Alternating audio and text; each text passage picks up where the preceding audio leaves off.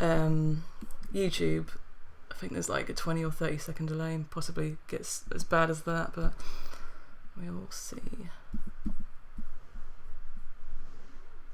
Where's my live chat?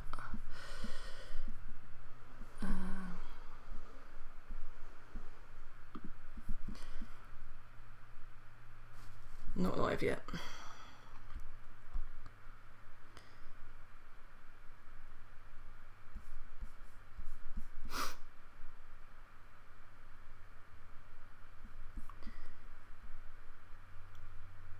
Takes ages.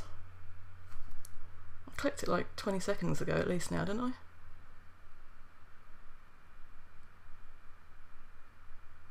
Still not live.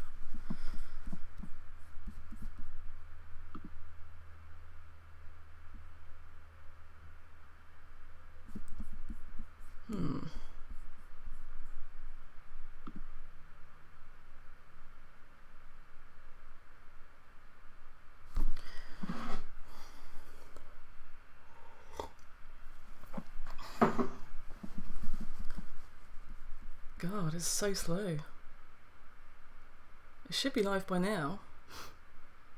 Yeah, it's normally not this long. So I don't know if there's a problem with YouTube. Let me just type in the chat. Have you got the chat up your end as well? On.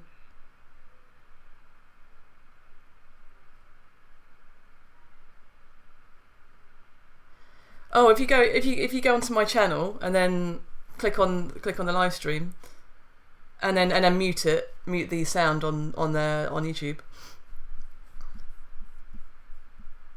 and then you can see what's going on in the chat. I did click live. Oh, yeah. Okay.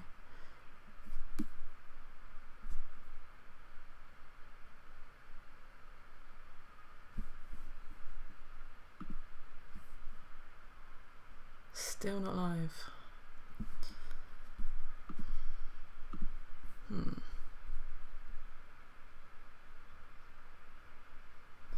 No, I don't think it's. Oh, can you guys hear us? Are we live? In the chat, anyone in the chat? Can you let me know if I'm live? Because it's not saying I'm live at my end. I might just refresh YouTube though. Oh, okay. Oh, alright. Right, we are live then. How long have we been live for? This is embarrassing.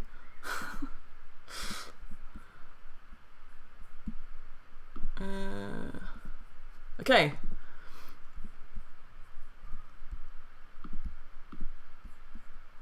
Right, so we are live. Can everyone hear us?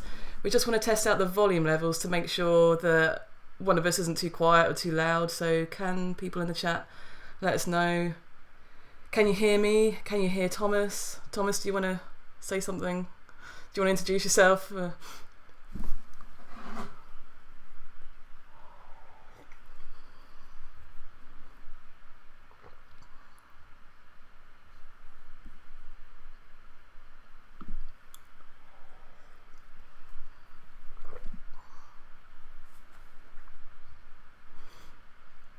Yeah.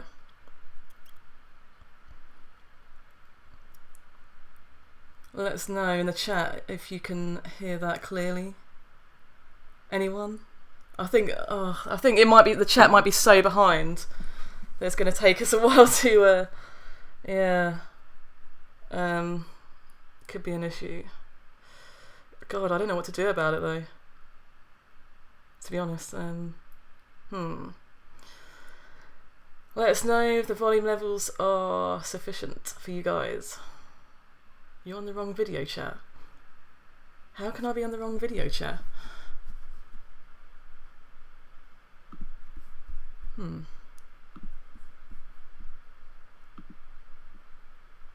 want to pop out the chat.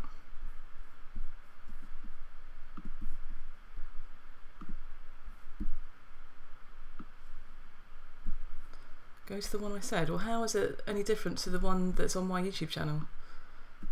do not understand. The chat is on a different video. What? How can I be looking on the wrong chat?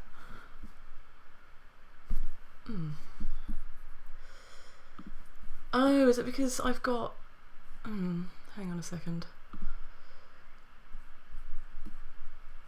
Okay, what I'm going to do is I'm just going to blank out my screen just for a minute while I'm trying to sort this out. Yeah, go for it. If you... So, hang on, have we got the same chat then? What's the last... Yeah, I don't know. Right, but there's only one live stream. How can there be two live streams? Is that what they're saying? I don't know. Oh, right, okay, right. I think I know. Yeah, because I scheduled sort of like, I did an event and then I just clicked on live streaming, go live now kind of thing. So I don't know whether I'd done something wrong there. Apologies, people. I guess I will just... Yeah, it's saying I'm live, so...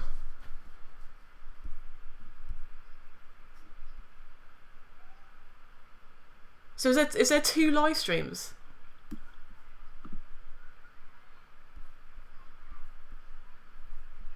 Right, well if I change this one then to unlisted or private or something, I don't know how I can do it, but then there should just be one, shouldn't there?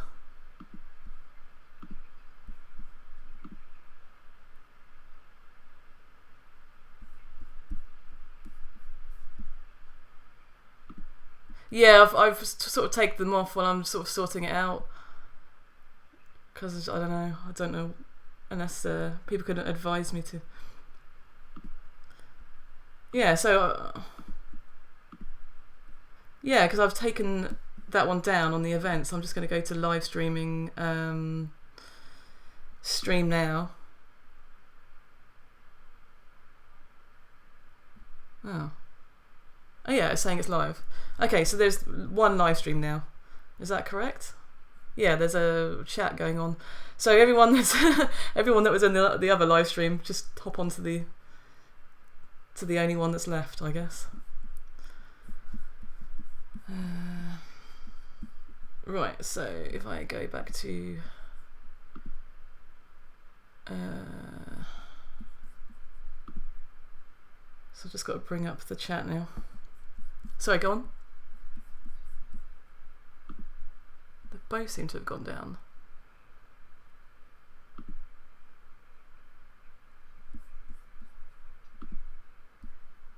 Oh.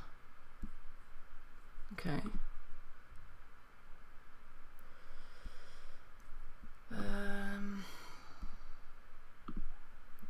I guess it's just going to have to be two live streams then. There's nothing else I can really do about it.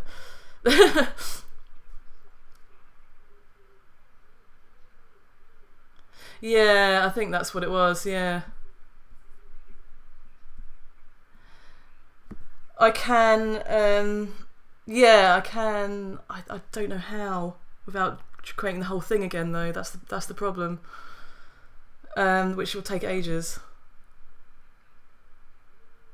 But yeah, because I've said it's private. Yeah, but then there'll be two live streams again, I reckon.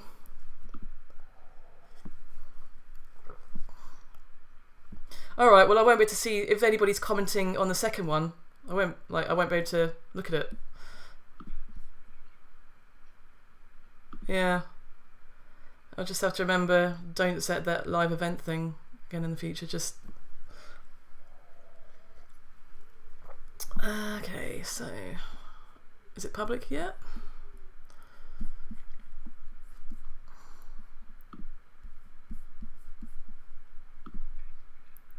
Right. Yeah, I can only see one live stream on my channel, so...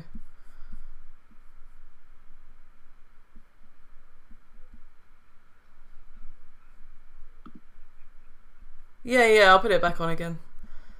Just let me put out the chat again, and then we'll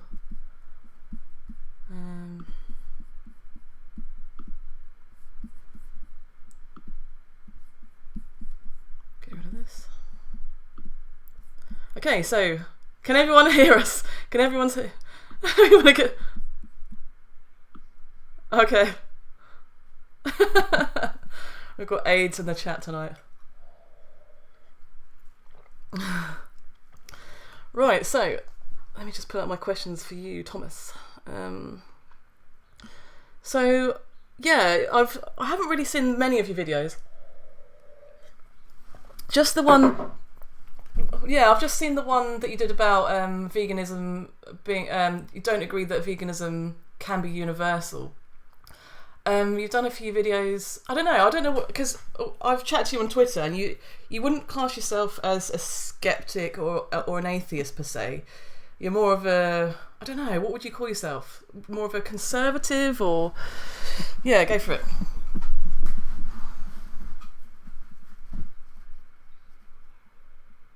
You.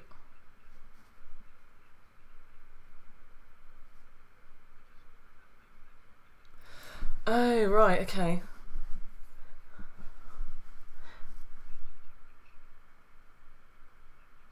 Right, no sound on Thomas. Well,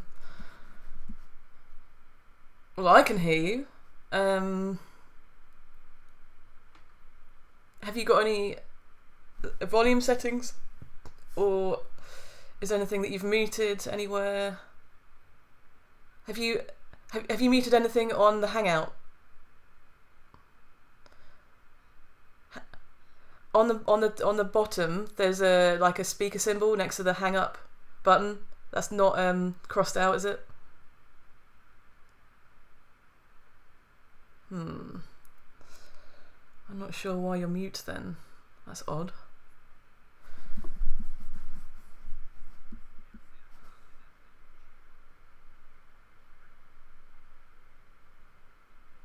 Yeah, that shouldn't affect it.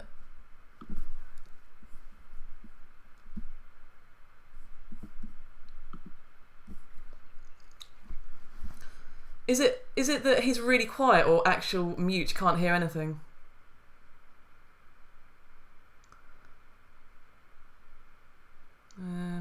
Do you have? Yeah.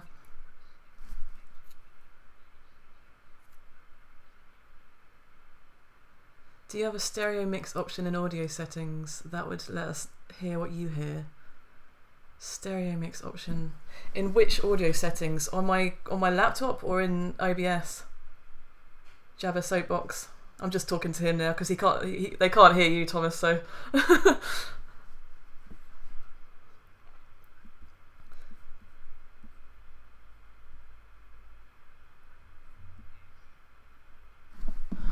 Wait, I'm gonna change my microphone over to another setting, and perhaps that will let you come through. Can you just say something now? So I've changed the setting on my speaker. Is Thomas coming through now? Okay, Tim Jong-un is saying, is he on Mac or PC? He's on a PC. Okay, OBS settings. I need to look into stereo mix option in audio settings. I have no idea what that means. Do you have stereo mix option on audio settings? I've got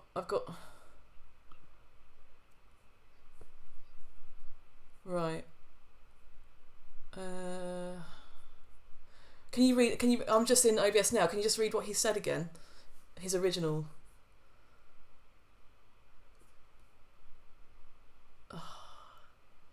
This is so annoying. I thought it was just going to work. Why can't things just work?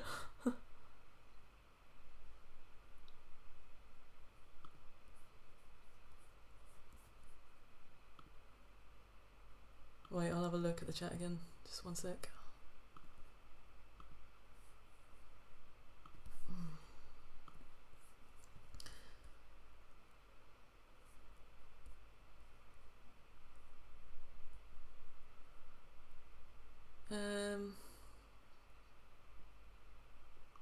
Thomas, is your mic plugged in?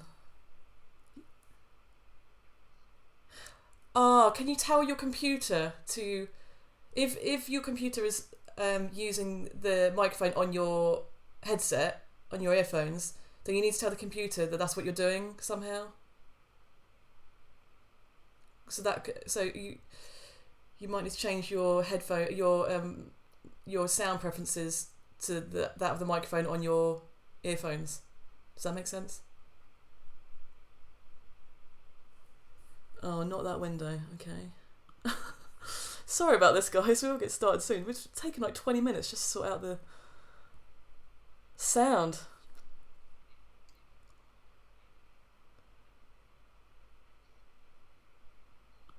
Audio mix setting. Yeah, it's what I've got on the screen now.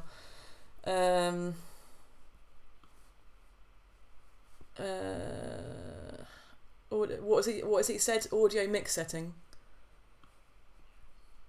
I don't know where audio mix settings is. Can you read in the middle bottom? Well, that's where I am now. Mix mic aux. Oh, maybe it's this one. Filters and properties. Properties, maybe. Go to the scene and check that both settings are up. Oh, these are my scenes here. I can't see what the comments are at the minute because I'm in OBS. So, has he posted any other comments?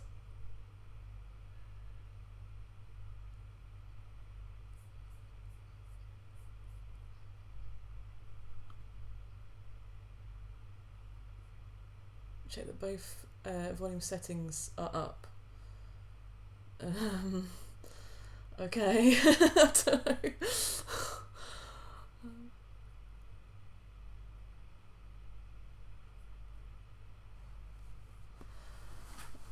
Yeah.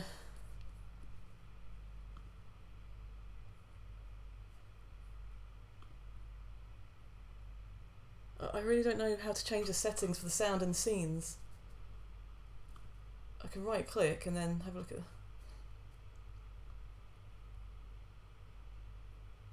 filters, maybe?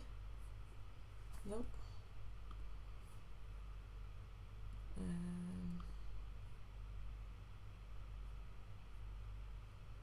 I don't have any sound settings in scenes.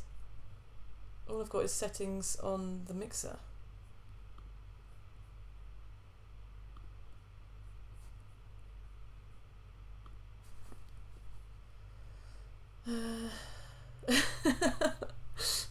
Will Borner says, or get him to write out all his thoughts on paper and show the camera. How do you change both volume settings? Oh yeah, that's your comment.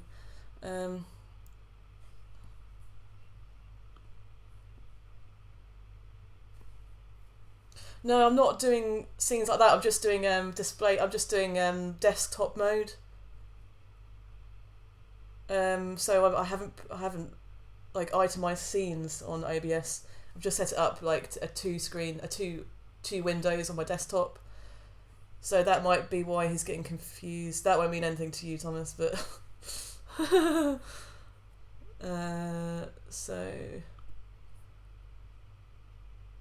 about the actual? Oh yeah, we've gone through the computer settings. You've set up the microphone to your. You told the computer to recognise your earphones as the microphone, haven't you?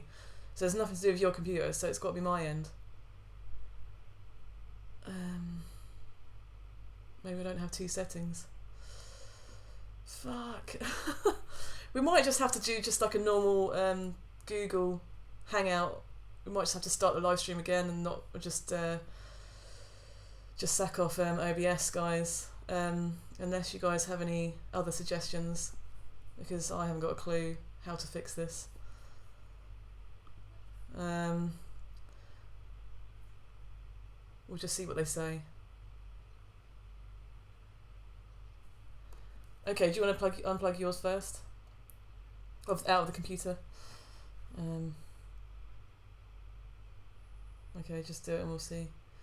So Thomas is just unplugging his earphones now to see whether that makes a difference, and then I'm going to do the same with mine. So, Thomas, do you just want to reel out the alphabet or something?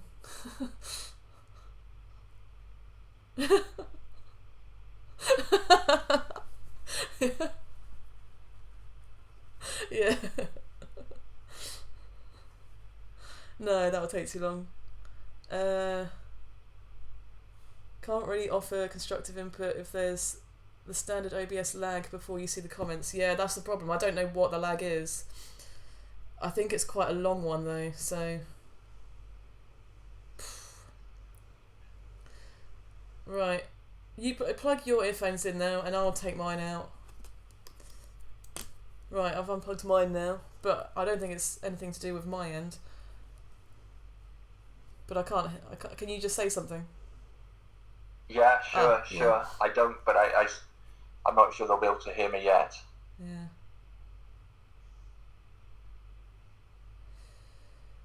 I'm not sure. I don't think there's any change.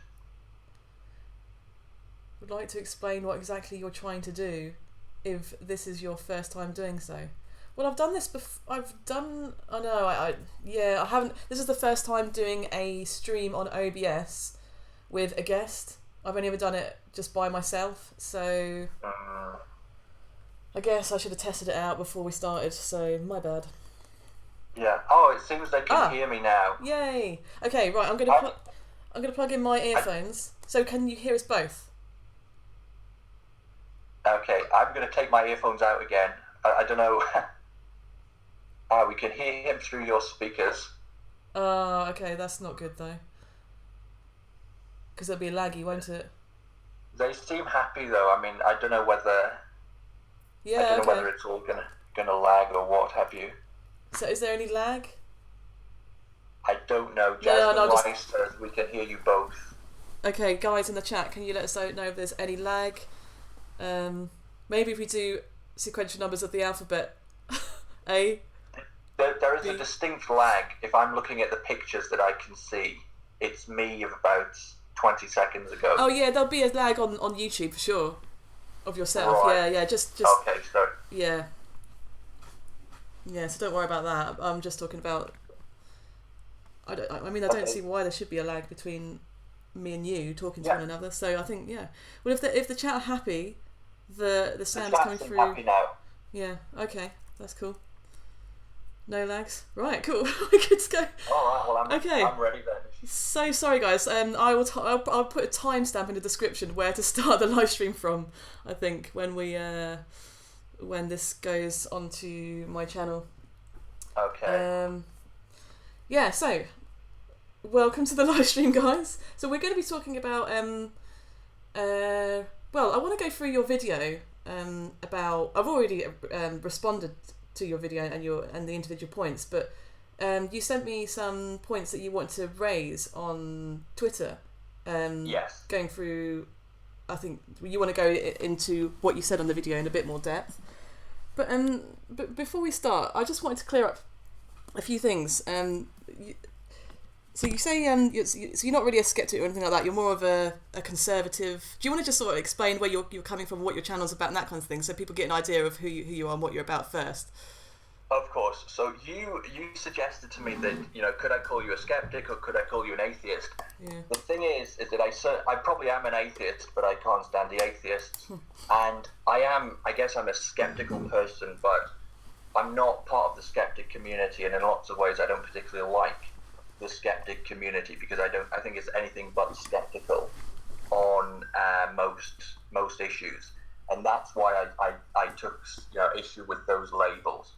But in simple terms, yes, I'm a kind of I'm sort of part of the skeptic community. I'm similar to people like Sargon Avocado, Paul Joseph Watson, that kind of person. Of course, I'm a lot less. I've actually been described as a poor man's Paul Joseph Watson. So that's the kind of ballpark of sort of political issues that I'm involved in. Yeah. And, obviously I've only have about 2,000 subscribers, so I'm not quite in the same league as those people I mentioned. But I deal with similar sort of political issues. Yeah, I understand. Yeah, so I kind of came at it like I didn't really know what to call you, so I just called the video "Conservative Carnist versus Vegan" because we had a quick chat yesterday, didn't we? And we sort of cleared up the fact that I'm not in the same camp as sort of vegans who are sort of SJW sort of types or that kind of camp of people. I am an atheist. I would define myself as an atheist, but I do agree with you about I don't really like all atheists. I think there is sort of in the world of atheism there is certain camps of people. So you have like the people that are you got the people that are like Sam Harris or Richard Dawkins, those kind of people, style of atheists, and you've got other types of people that are sort of moral skeptics or moral relativists, because if God doesn't exist, therefore morality is subjective and all this kind of thing. So I guess what I want to ask you is, what kind of bracket do you fall into out of those? If there was two camps, I'm sure there's a plethora of different types of atheists, but where do you fall in that kind of spectrum? I would say I despise most of those people that you mentioned. I don't have much time for the Richard Dawkins kind of brigade. I don't have much time for Thunderfoot Brigade. I find all of these people to be incredibly annoying. I think atheism it's a child's game. It's the same as, pointing out that God doesn't exist is the same as me going to the playground and telling children that Santa Claus doesn't exist. I don't believe in God, but I would like to, and I think atheists are very tedious, boring people, and I can't really stand most of them. Okay, that's interesting. So, are you saying that if you don't believe that God exists, I don't really understand. See, because you yourself don't think that God exists, and does that formulate your sort of your morals, your kind of, and your skepticism about other things? It has a certain influence, on what I'm thinking, but atheists are completely unoriginal in what they think, and I find it very, very tedious. Religion has a lot of good functions, and because religion has been destroyed, and especially Christianity has been destroyed in the modern world, it's left us all, rather depressed and miserable and unhappy, and atheists often don't seem to realize this. So I don't find there's anything clever about what they've got to say. I don't particularly admire people like Richard Dawkins. I think he's very unoriginal, in all honesty. But it's not to say that I believe in God or that I think that religion is this universal panacea, but it has a lot of positives, and these have been wiped out from our society, and that's why you'll see lots of people today who are unhappy, they're miserable, they're depressed, and they need something. So that's really what my position is on atheism. I understand, yeah. So what you're basically saying is that without religion, or if we just say Christianity, Christianity sets out kind of like a framework for morality, right? Because if there is no religion, some people come at it from an angle that if there is no God, then there is no such thing as morality. Morality doesn't exist because of we're just living in nature. There's no such thing as morality. It's not an objective thing.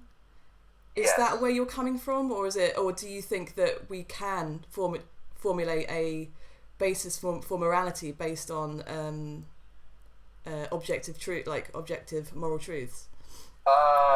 It's a difficult question. I would say that I basically believe, in some ways, because I'm a hardcore evolutionist, I believe in the rule of the jungle is ultimately what we have. So I'm not one for particularly, how can I say, getting obsessed about what isn't morality is. But I just recognize that Christianity and religion have played a part in influencing our moral framework and that kind of thing. Yeah, that's cool. Yeah, because I think I want to go into veganism and stuff like that, but obviously I want to, because I was in the same position as you not so long ago, and just through doing a bit of reading and stuff, I've really kind of formulated a better picture of what morality is in my mind, and I think I'm close to. I'm not like 100% sure that God doesn't exist, but I'm pretty certain, like 99% sure. So I would like to sort of help you get to that kind of position as well, but I don't know whether we'll be able to in this kind of stream, but we'll see. We'll sure. see. Yeah, so you would so you want to talk about veganism as a not being a universe, or I think what I got the gist from your video was you don't believe. Well, this is the thing I want to establish first.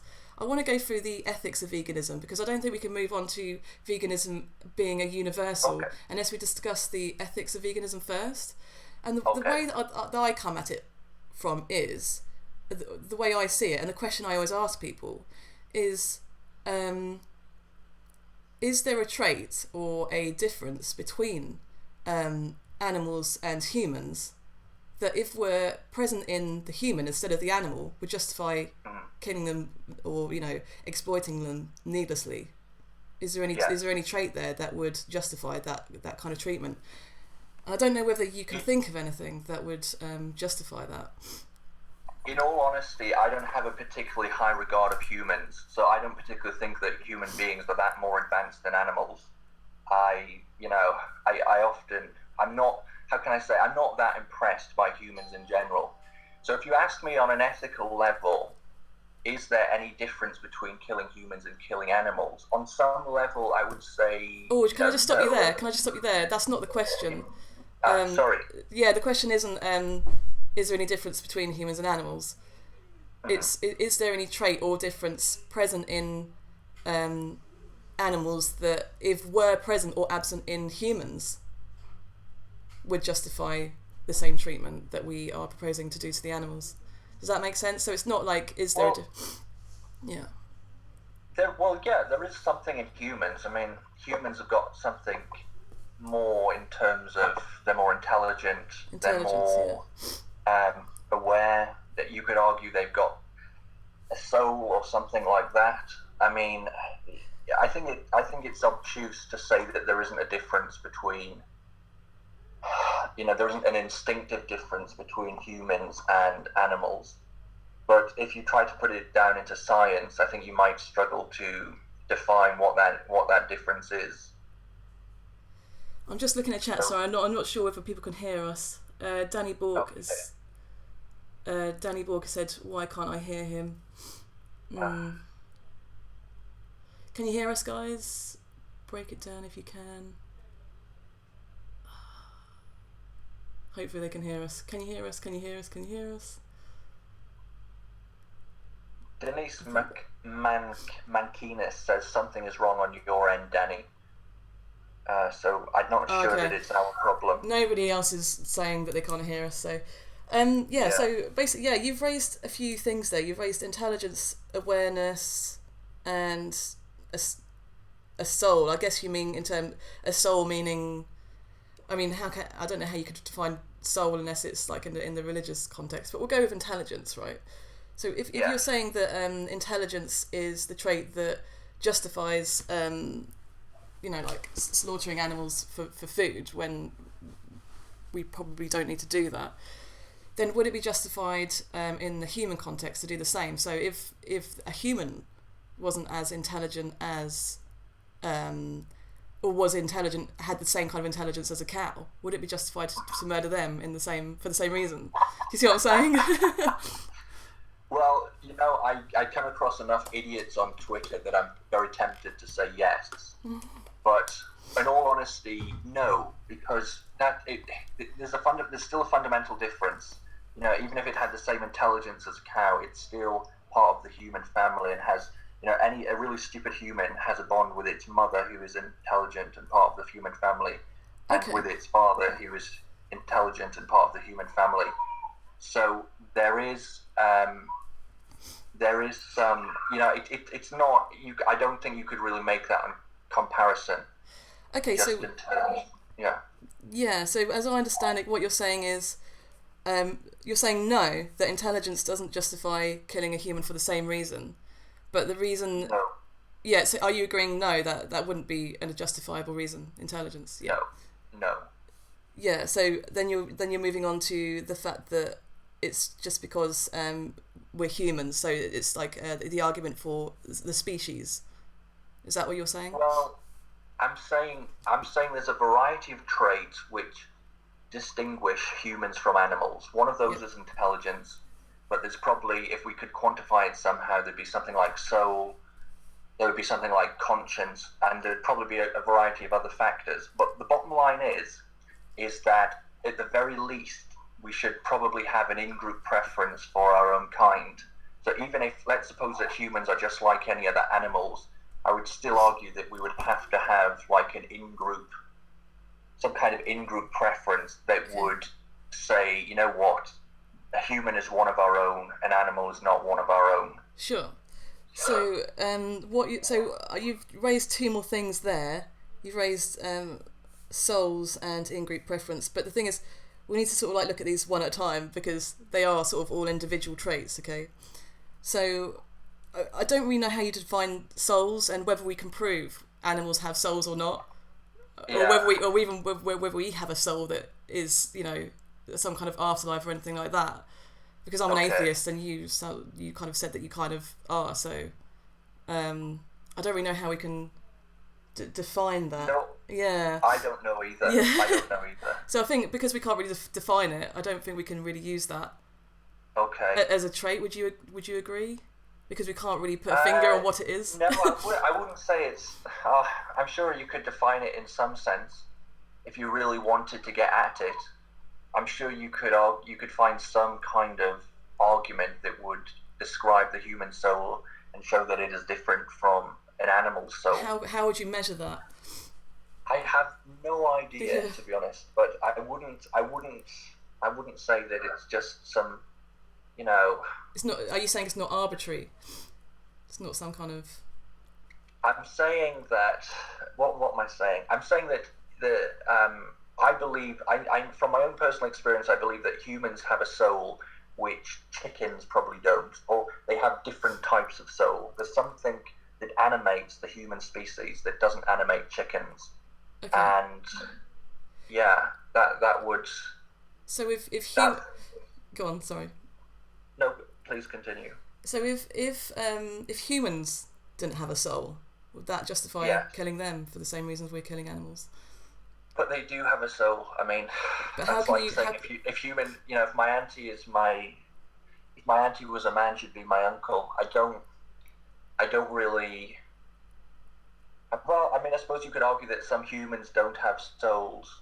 I think, can I just say though, the bottom line is that I was never arguing from ethical points of view. I'm happy to concede. Oh yeah. I just wanted to go on to. I wanted to talk about the ethics first because I think it's important to talk about the ethics before we move on to whether it can be a universal or not. Because I just want you to understand, you know, like the ethics are important in veganism and it is consistent with like it's logically consistent to be vegan. Otherwise, you're just what you're advocating for if you're not vegan is that you're coming from sort of like a nihilistic position where you either don't care about anything. Or you're inconsistent. Does that make sense? I was a vegetarian for 4.5 years, and I don't think I could have done that without being aware that it's not particularly nice to kill animals. Yeah, that's what you said in your video. I do understand that. I think I'm just a pragmatic person in the final analysis. Yeah, because in your video, you kind of touched on the fact that you really like pigs. You think they're really intelligent, but your favourite meat is pork. So. It's kind of like a conflict of interest for you to eat them. Would you agree? Yeah. But I mean that I like having sex, but I hate children. So one of these human conundrums. Yeah.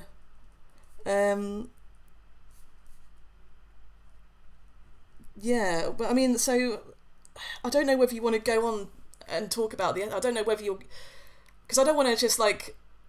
Say to you, are you conceding then that veganism is the only sort of consistent position? Would you agree that it is then? In a universe where, in a kind of very purist universe, I think you would have a good chance of winning that argument. But I still would say that if you really wanted to get down to it, there would be a way of quantifying the human soul. There would be a way of quantifying and describing human beings as different to animals, and that you could probably make some kind of moral argument based on that. For example, we could say that humans are the only species that really care about other animals. Largely, I think that's true, and therefore our survival is very, very important for the survival of all other animals on this earth. So I guess you could get into something like that, but the honest truth is, I think that the vegans would have a good hand, let's say, if this was ever put through court. I think the vegans would have a good chance of winning the ethical argument. Yeah, I think so too. It sounds like what you're saying with regards to, humans caring about animals and stuff. It sounds like what you're saying is you recognise that humans have this kind of altruistic kind of trait, or you could call it moral agency. That could be a word for it. I don't know if that sort of resonates with you. Yeah. I mean, I don't want to put words into your mouth, so yeah. I mean, as soon as I said that, I realised that actually we also have immoral agency as well as human beings. So I'm sure it's a can of worms, I think, is the bottom line. Yeah, and I suppose we have a moral agency in the sense that I'm sure when I said that, there were some vegans in the chat who were thinking, actually humans are useless. If humans died off, the animals would be much better on this planet alone. Well, that's a very there's some vegans that take that position. I'm not one of them. Mm-hmm. I'm not one of them. I don't think that that's going to really do any good, just like killing off human species, because we do a lot of good for animals. We save endangered species and all this kind of thing. So I don't think I don't hold that position. Yeah, so I don't know if that's, you'd agree with me on that one. We can agree with each other. Yeah, no, I do think that's a fair point. Yeah. So I guess, Can I just read this comment from Tim Yong-un? Tim Yong-un just said, it is going through court as we speak. Supreme Court likely to hear Stephen Wise's case based on habeas corpus. So I don't know who Stephen Wise is. Okay. I don't know who that is either, but is it like what, veganism is going through court?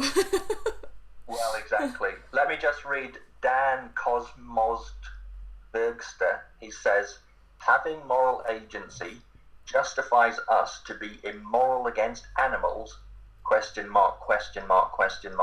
Smiley face. So I think he's having a go at what I was saying, which is it's a bit naff for me to intimate that humans can be capable of moral agency when in fact we're quite immoral in our behaviour toward animals. Yeah, I'm just going back to the name the trait thing as well. Also, if you were to say that we are justified to kill animals because of the fact that we have moral agency, then you'd have to sort of put that into the human context. Is it justifiable to kill a human that doesn't have moral agency? Well, yes, exactly, Yeah. And I don't pretend there's any easy answers to these questions. Yeah, but I mean, there isn't any easy answers to the questions. But I think it's important for you to sort of, only you can answer those questions. And if you can answer those questions in a way that, you feel comfortable that you're being consistent with it, then you should base your moral, you can do what you want, but be consistent to base your ethical stances and your ethical processes on what you already know and believe. Do you see what I'm saying? Yeah. It sounds like you kind of already do. It's just that because you were a vegetarian, right, once, and you did that for ethical reasons. So. Yeah. I guess I'm just a bit of a bastard in the final analysis, but I accept it. I see a lot of animals and I don't see a lot of great behaviour from them. For example, I see pigeons bullying each other and being really horrible when I'm just trying to give them a bit of food. And I look at a lot of animal behaviour and I think, ugh, animals aren't that great. Yeah, but does that justify us, no, exploiting but them? Yeah. It just means if they're not going to make any effort, I'm not gonna ruin my health by becoming a vegetarian. I think that's the. Well, we can go into the health and stuff in a minute. Yeah, of course. Yeah, but I just want to sort of. I just want to knuckle this point down that, you know, is it just because they aren't displaying altruistic characteristics and that kind of thing, does that mean that we should lower our sort of standards to theirs? Does that make sense? Would you agree that that's... Yeah, arguably. As I've said before, if you can come up with a way of producing synthetic meat which is perfectly identical to naturalistic meats, I'd be happy to eat that, and I would feel better for it. Yeah, we can move on to that in a minute. But would you agree, just before we move on, that because we have moral value and because most animals don't, that's not an excuse to kill and eat them because they don't have it? Would you agree with that? Well, here's the thing, because when I don't eat meat, I get very angry. Oh yeah. We can talk about that. I'm liable to kill animals and get annoyed with other people as well. But we can get into that, Thomas. We can go into the health and that kind of side of things. But I just need you to concede on that point first before we move on to the health, because there's no point in discussing health if we don't agree on this point. Do you see what I'm saying? Okay, but if you have everyone on a vegan diet and then lots of people get angry and they go out and start killing animals or people, is that a morally better universe than the universe in which we eat meat? we can go into that, but we need to clarify this point first, because otherwise I'm not going to move on. Okay. Do you see what I'm saying? Because if you can't agree that veganism is the most moral, consistent position to be in, then there's no point in talking about health. We can't move on to health until... I don't think vegan is the optimal moral position to be in. Okay. Precisely because of the example I told you there, that if people if they don't eat meat and they get hungry and angry, let's say that isn't the case. Let's say that they don't get hungry and angry. In a hypothetical world, is it the most ethically sound position to be in? Sorry, I'm missing the... So let's say the hypothetical is, let's say that people don't get hungry and angry being vegan. In that world, would you say that veganism is the most logically consistent position to be in? Yes, absolutely. Yeah. Because in that position, essentially, we would have people in a world who were all genetically designed to eat vegan, a vegan diet. It's my opinion that the reason we get, people like me get angry when I don't eat meat is, that's my biology. So in your theoretical universe, then yes. Yeah, that's what I wanted you to say that before we can move on to the health kind of things, because I think the health and the environmental kind of reasoning behind veganism is that those are bonuses, right? And I think first and foremost you have to consider the ethics first. So if you concede, in a world where you can be happy and healthy on a vegan diet, it would be the best position to be in. I mean, it would be just ethically superior, wouldn't it, to anything else? Because in a world where you're sort of increasing the well-being of animals and trying to decrease their suffering, that's got to be better than a world where you're not doing that, surely. Yes. Yeah. I don't really disagree with that. Yeah, cool. All right, so now you're saying, so you hold the position, or you, in your opinion, you're saying that isn't the case. Can you give a case for why that is? I'm not. I think that what I'm saying is, people like me. Okay, I can only speak from personal experience. I need meat to eat. If I don't eat that meat, I'll get angry, and that will have ramifications for animals and other human beings. So therefore, I'm not convinced that would lead to a better world, in all honesty. Yeah. So in your experience, you were a vegetarian for, was it 4 years? 4.5 years? 4.5 years, yes. Yeah. So firstly, that isn't vegan. No, I understand. Yeah. So they're two. Do you recognise that they're two completely separate? I mean, veganism isn't necessarily just a diet. It's the diet is the extension of the ethical reasoning. But the two are very different, aren't they? Because with vegetarianism, you're obviously eating animal products still, and so I don't know what happened in your case, but many vegetarians they kind of just substitute cheese and dairy products for the meat, if that makes sense. So I don't know what kind of style of vegetarianism that you followed. Perhaps you can go into it a bit more. Well, in all honesty, I will confess that it was unhealthy vegetarianism. But all that said, I will say that in the morning I had whole grain porridge and things like whole grain bread and indeed honey. And so for the large part of my breakfast and up to sort of, I don't know, from let's say up to let's say 2 o'clock was a whole grain, was a whole food diet which was vegan because I didn't have things like cheese and eggs until later on You didn't have in milk? the day. No milk and tea and porridge and stuff like Well, that? okay, that is true. I would have had milk and tea. I know what you're going to say. You're going to say that because I didn't do a proper vegan diet, it's, I can't claim to know what it's like, but I thoroughly believe that the problem would just be worse because I know that I couldn't, if I can't satiate my cravings, my hunger with, vegetarian food, I feel absolutely certain that I cannot do it with vegan food. I can't see there being, it would only be worse. That's what I would have to believe. Do you recognise that with... Oh, you're echoing. Oh. No, that might be an issue. It might be alright. Do you recognise that with vegan diets, because you're not having meat and cheese and sort of higher fatty foods, saturated fats and stuff like that, that there is a sort of more of a deficit in calories with a vegan diet? So you need to eat a lot more volume of food, because if you obviously carbohydrates and protein, they only contain per gram 4 calories, whereas fat is 9 calories per gram. Yes. So do you see there's a shortfall of calories there? Do you recognise that? I don't buy into that system of diet. I don't think you can change apples and oranges. I think if your ancestors ate fat, you have to eat fat. It's like saying... No. We can go into that. We can go into that. But the question is, do you recognise that there's a shortfall of calories if you're just swapping like the volume of food from a meat-based diet to a vegan diet? Do you recognise there's a shortfall of calories there? Just because I recognise that as a fact, but it doesn't have any influence on my thinking.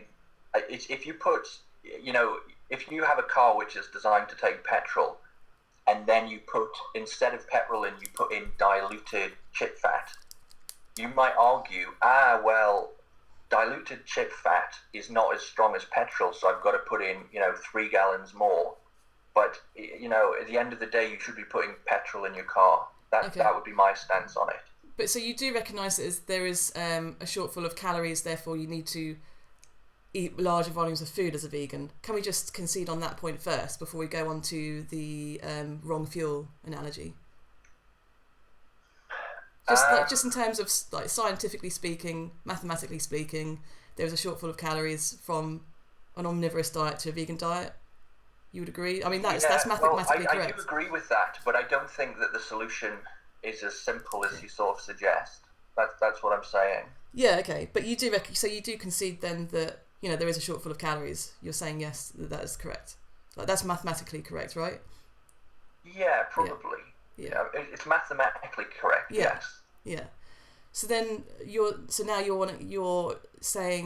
you want to move it into why as humans a vegan diet is or are you more sort of saying that there is a need for meat and dairy products, or that we have less need for plant-based foods, which is or a mixture of both? I just want to be clear of what angle you're coming at it from. As I made clear in my video, I think it all depends on what your genetic inheritance is, and it depends on a lot of factors. But if your ancestors were hardcore meat eaters, or even if just your ancestors ate meat once a week, I think you have to mimic that. That's my belief.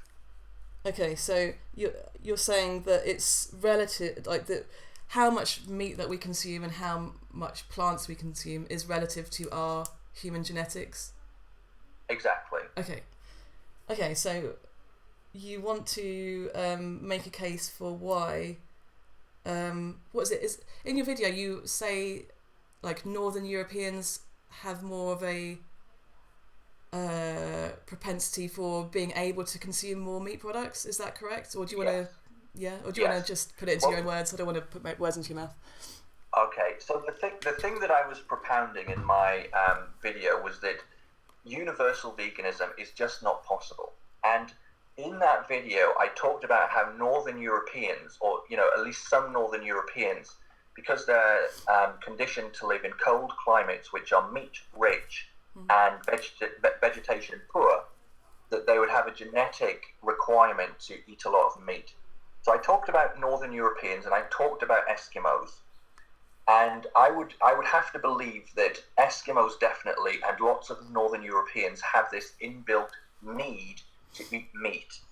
But the thing I want to say, however, is that even if somehow you can disprove that to me, I would still suggest that from my own personal experience and the fact that I know that I need to eat saturated animal fats and indeed meat, that is the one counterexample that I need to prove my thesis, which is that universal veganism is just not possible.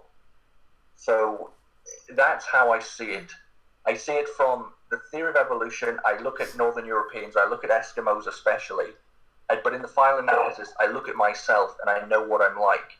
And this is where my thesis arises, that universal veganism is just not possible. Okay. Yeah, I've got some questions surrounding that. Okay.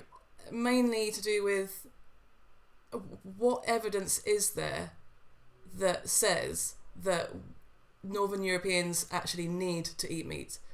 Like there must be some kind of you must be able to point to it, some kind of genetic research or a particular kind of enzyme that Northern Europeans possess in their stomachs that people of African descent don't possess, or something like that. Okay. Some kind of really compelling evidence. Do you see what I'm saying? Yes. Yeah. I will come to this later on. That there's something I want to say, is that my understanding of this concept is based on a scientific principle, and that is the theory of evolution. And I believe that this theory of evolution is so powerful. As in Darwinism? Yes. Yes.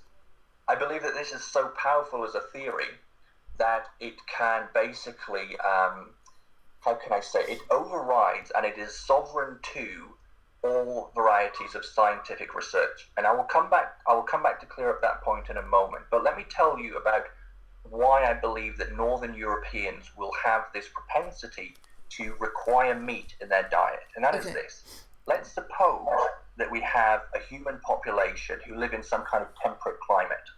And amongst these humans, there are maybe some. Well, no. Let me rephrase that. Sure. These humans who live in this temperate environment, they move north and they come into a colder climate. A colder climate where there's maybe lots of snow, and a colder climate where vegetation is very, very limited and maybe just seasonal. And it's a kind of environment which is meat rich and vegetation poor. Now, when this group of humans gets to this environment, there will be certain members of the tribe who will begin to thrive. And that is because they have some kind of inbuilt mechanism which allows them to consume meat. So they eat the meat which is on offer, they digest it very easily, and they become strong and they become healthy, and they're very happy members of the tribe, they're very productive members of the tribe, and they get to reproduce. On the other hand, there will be other members of this tribe who are very, very accustomed to eating vegetable food. They're very, very accustomed to having a vegetarian diet.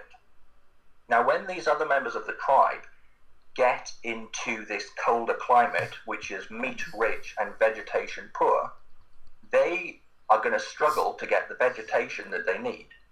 And so instead, they're going to have to eat meat. But the meat will not agree with them. They will find it difficult to digest the meat. They will become sick and they will not thrive. They will be unhealthy. They may die. But the bottom line is that they will not reproduce as those members of the tribe who are doing well on the meat diet. So what this means is that there is a shift in the genetic nature of the tribe, and in time, as this tribe evolves in this climate, more and more there will be more people who are very good at eating meat, and those who were, those members of the tribe who were, good at eating vegetables, they will die out. And in this way, the tribe becomes adapted to meat consumption.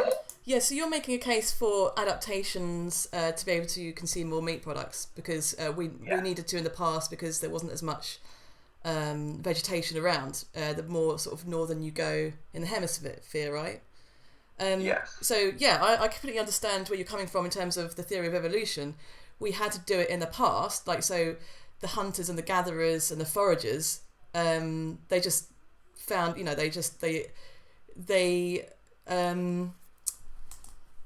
they hunted, but they needed energy to hunt, right? So they ate plants. They just killed whatever they could find. Yes. Yeah.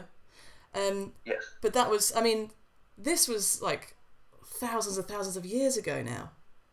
The question is, because we've got that adaptation now, but we live in a modern society, a modern day society, where we've got a plethora of plant-based foods to choose from. We could just drive to the supermarket and buy anything. In fact, all we need to do is just, in terms of difficulty, is just walk down one aisle of the supermarket instead of the other. Pick up a plant-based milk instead of the dairy-based milk. That's as extreme as it gets. Whereas these foragers, obviously, they had to, they're in danger of, I don't know, sort of wild animals and this kind of thing. So they had to, they made adaptations to eat meat, right? Because they didn't have enough vegetation and plants. But just because they can do that, or we can do that today, and we've kept the adaptation, does that necessarily mean that we should do it in the modern day? Because we've also adapted in terms of our this kind of like this in terms of altruism, this kind of in terms of genetics, altruism kind of outweighs our need to survive now, because we're not in a situation where we need to survive anymore. Do you see what I'm saying? We're not in a... Yes, but if you're talking about optimal health, I would still say you have to live like your ancestors. The problem is, if I can... Because there's a YouTuber who's called, and I've written his name down, Etienne Emile Anti-Catastasis. And what he said to me was that just because humans are, they choose to be carnivores... Or omnivores, we should say omnivores. Sorry? We should say omnivores, really, because we're not carnivores, are we? Not obligate carnivores. Yes, yeah. Okay. What he basically said was, just because they choose to eat meat, that doesn't mean that they can't eat vegetables. Yeah. Would you agree with that? I want to explain why I don't really think this is true, and the reason is, if we go back... Can I just make something clear? So are you saying that we can't eat vegetables? Or we can only eat meat, or is your position that we can eat a mixture of both? I just want to be clear before you move on. We can't survive on a solely vegan diet. That's what I want to say. Certain Northern Europeans cannot. But do you concede that we do need to eat plants for health? Yes. Yeah. Yes, okay. Sure. All right. I just want to make that clear before you. Yeah. Go ahead. Okay. But here's the thing, because if we go back to our example, and we imagine this temperate group of tribal people who move north into this colder climate, which is meat-rich and vegetation-poor.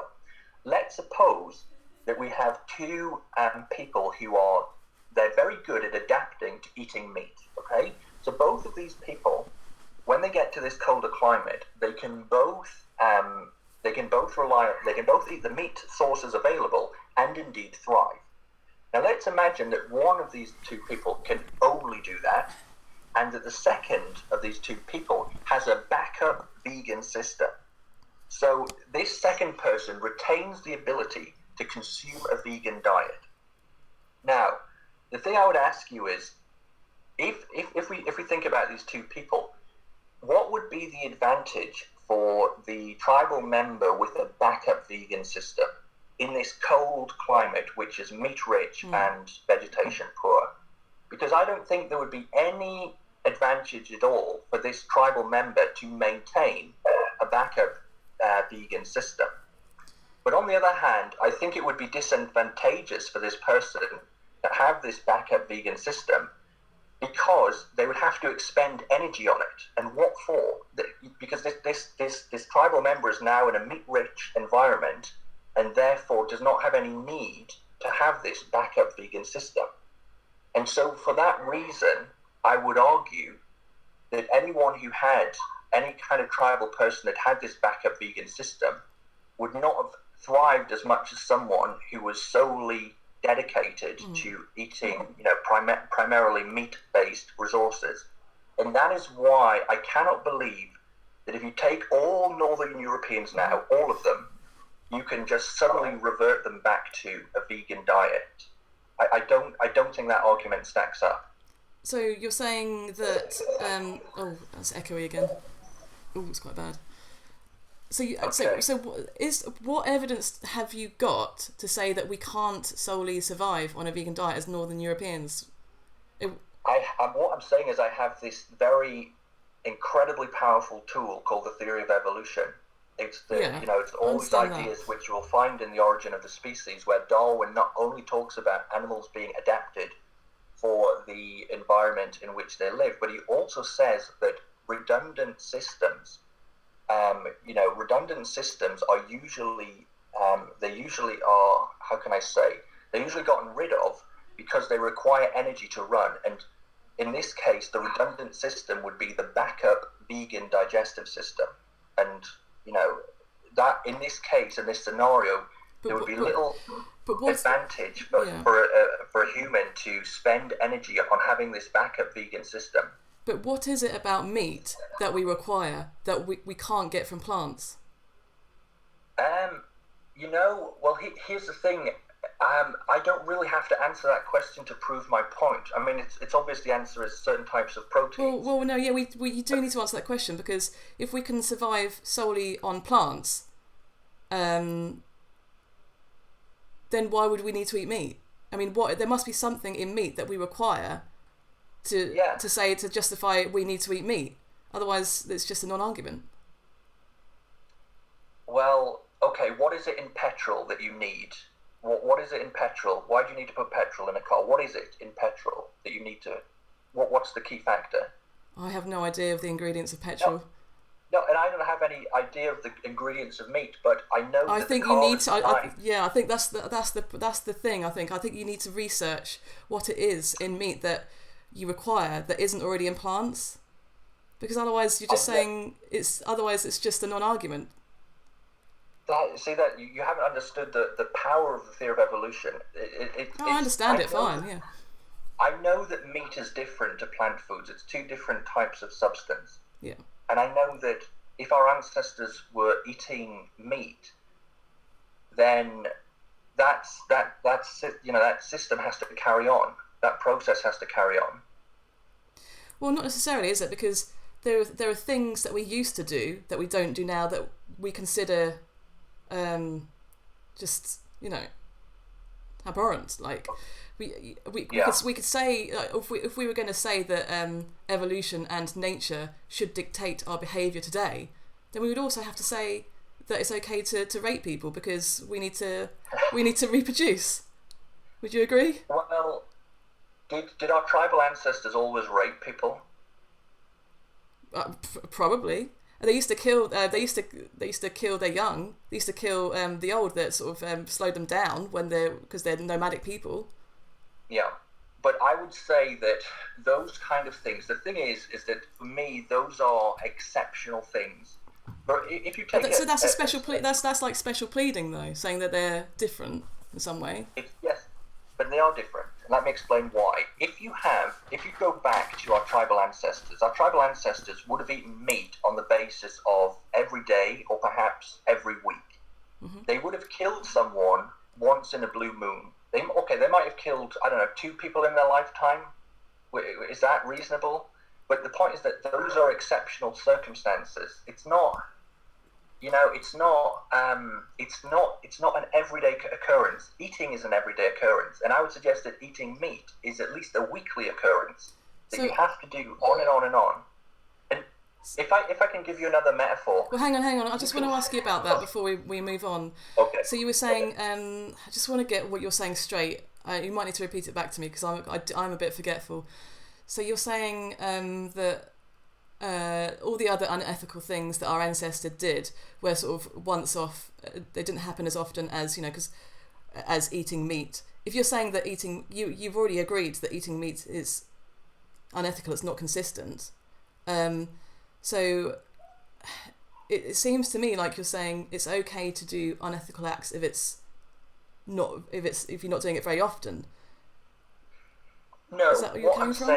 What I'm saying is that our ancestors would have eaten meat on a weekly basis at the very least, whereas something like raping or killing another human being would have been, once in a lifetime. But it's still unethical, though, isn't it? Sorry? Killing and raping is still unethical, isn't it? Yes, but I will, because I know you're going to say this is an appeal to nature fallacy, but I mean, come on, if someone if someone came into your room at night and tried to attack you, would you just lie there and say, "Oh, I'm not going to do anything," because that would be an appeal to nature fallacy? What do you mean?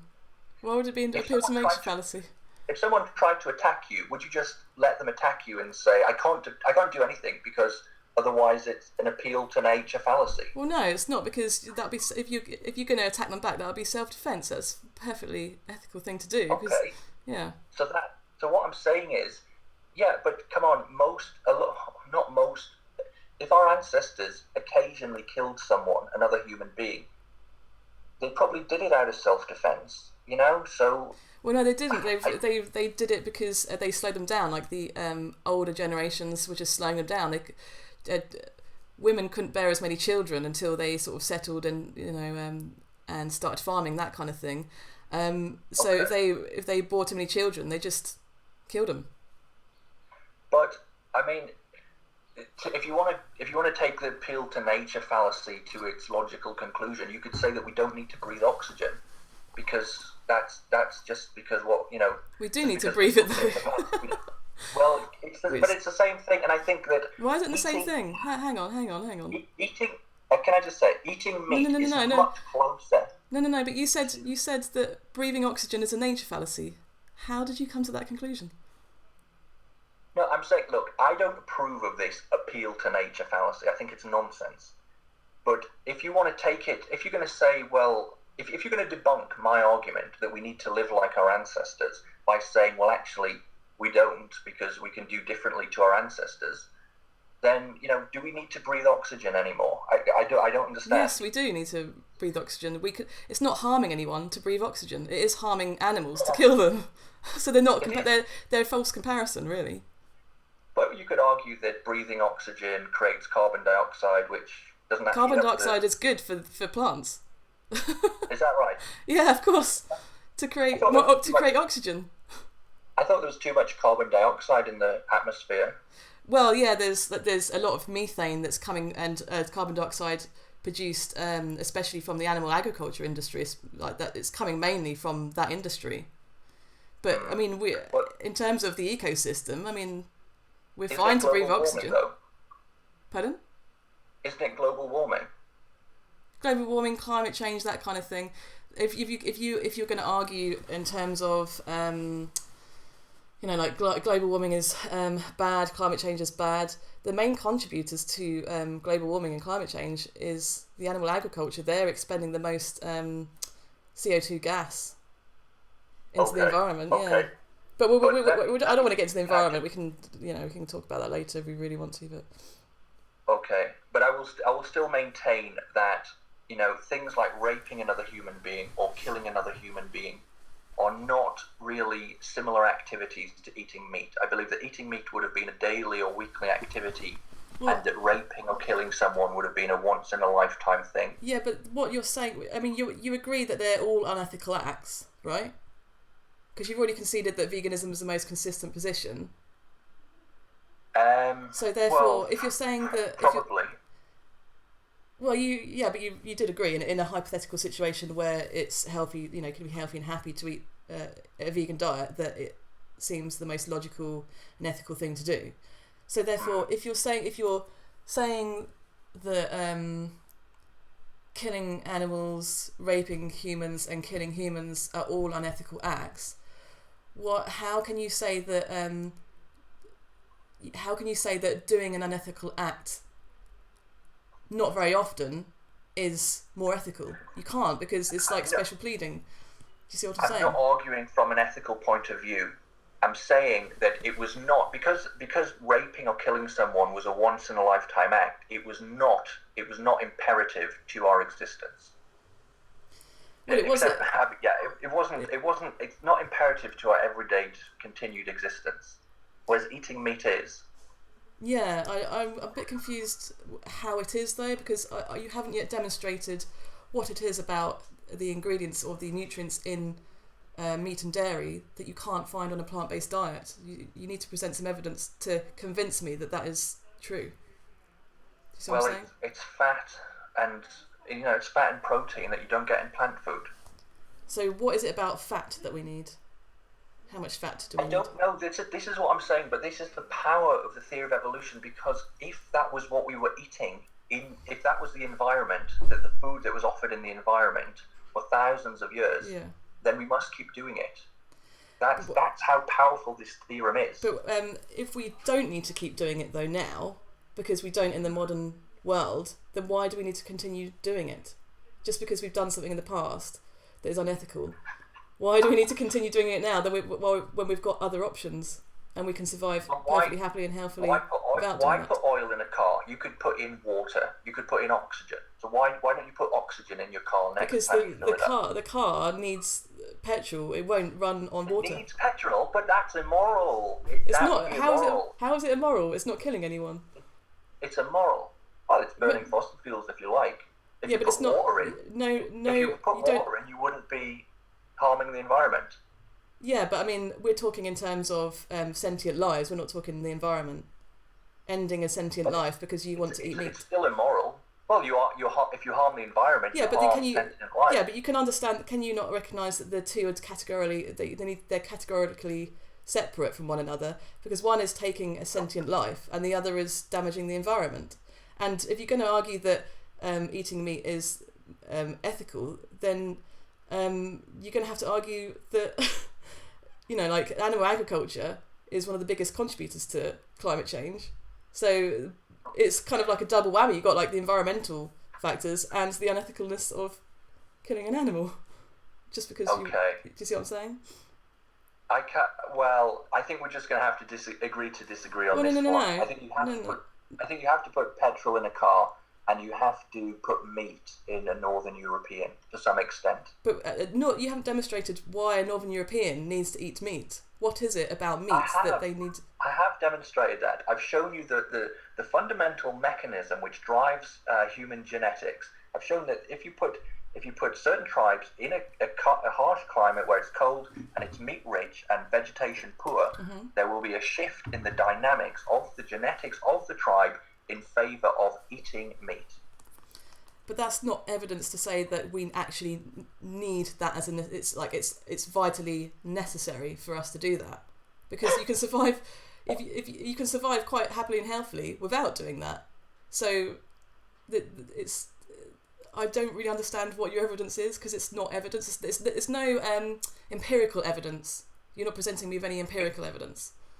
What I'm doing is I'm using a very powerful theorem, which is a huge and massive tool for understanding biological systems on Earth. And I know that it's such a fundamental and strong principle that I know that I can know that I can override the details. I don't know what's in meat. I don't know it down to its nth degree. I haven't taken it apart in a laboratory. But what I'm doing is I'm using such a powerful and fundamental principle as the theory of evolution to just basically prove very, very obviously that Northern Europeans, at least some of them, will have to have a meat-based diet. But it seems to me like it's kind of faith-based, because if you're saying because we can do something, therefore we should. It's like it's like saying it says in the Quran or something that you should martyr yourself, therefore you should. But I think I proved before that it's not just a case that we can do it, it's a case that we can only do it.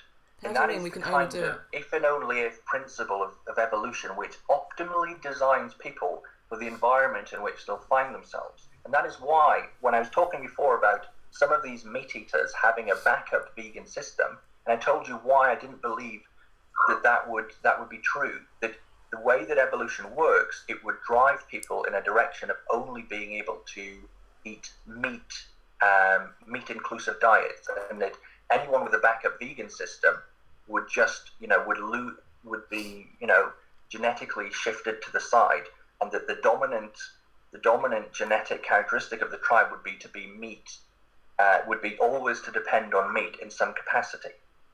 Yeah, but you haven't demonstrated how we you haven't put a case forward for why we depend on meat. What is it about the meat, the empirical facts of the matter? You haven't presented any of that kind of evidence. Do you see what I'm saying? So how can I just believe what you're saying? Because you can understand the theory of evolution. Yeah, I understand it. That.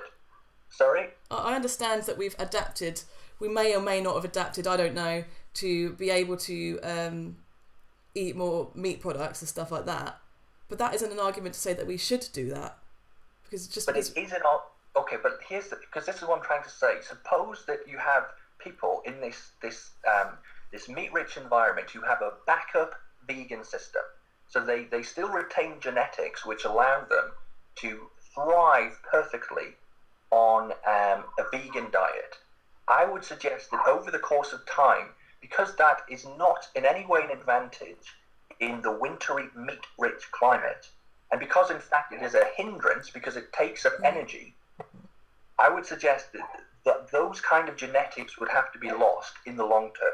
And let me say something here, because there might be a get-out clause with what I'm saying. Let's imagine that the climate changed in Northern Europe on the kind of period of 100 years.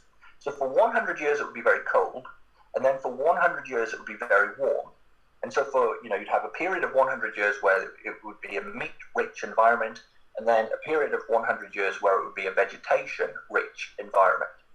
Now, in that case, what I'm saying would not hold true, because the people who had a backup vegan system would come into their own once that kind of 100-year period had shifted. And so, actually, in this hypothetical situation where the climate varies every 100 years, evolution would predict that you would develop people who would have both a meat-eating system and a vegan system as well. But you will have to accept that the climate doesn't change on that kind of scale. The climate changes, every 10,000 years or that kind of thing? I have no idea, but yeah. Well, I think in those kind of time periods, there would be no reason for people to maintain a backup vegan system. They would just lose that ability. So, are you saying that eating meat is a backup system, or being vegan is a backup system? In a meat-rich environment, which is very cold, like Northern Europe. No, but as human beings, because we're not that different from one another, that we're 100% carnivore, 100% vegan, are we? But we can't be that separate from one another, surely. No. Look, I said this before. If you live in a vegetation-rich environment, you will have digestive systems in place which will be very much, at least on the periphery, of being vegan. On the other hand, if you're developing in colder climates which are meat-rich, in that case, I find it very unlikely that you will retain a vegan backup system. Yeah, so what is the default? Any more than someone who lives in a vegetation-rich environment would keep up a meat-eating backup system. So I guess my question is, what is the default system of a human being? Depends on the environment. Absolutely depends on the environment.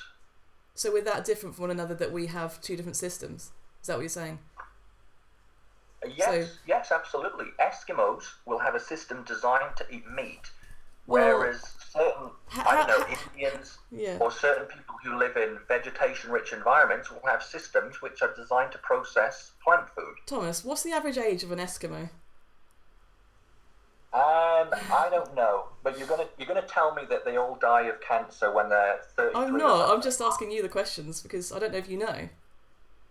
Well, the thing I would say is I don't know what research has been carried out on Eskimos, but I would like the thing I would like you to guarantee to me is that the research was carried out on those Eskimos who have maintained 100% their original diet and that they haven't flirted with Western diets and Western lifestyles. Well, they are just starting to now, yeah. Well, they're getting if foods you're going flown to tell in. me about research in which Eskimos were found to be, morbidly obese and they all died of heart attacks when they were 50 or something, I think I would have to look at that research, I would have to know who were the participants in it and were they traditional Eskimos or were they kind of modernized Eskimos who were eating kind of junk food, that kind of thing. Well, no, because they've only just recently started getting foods flown in.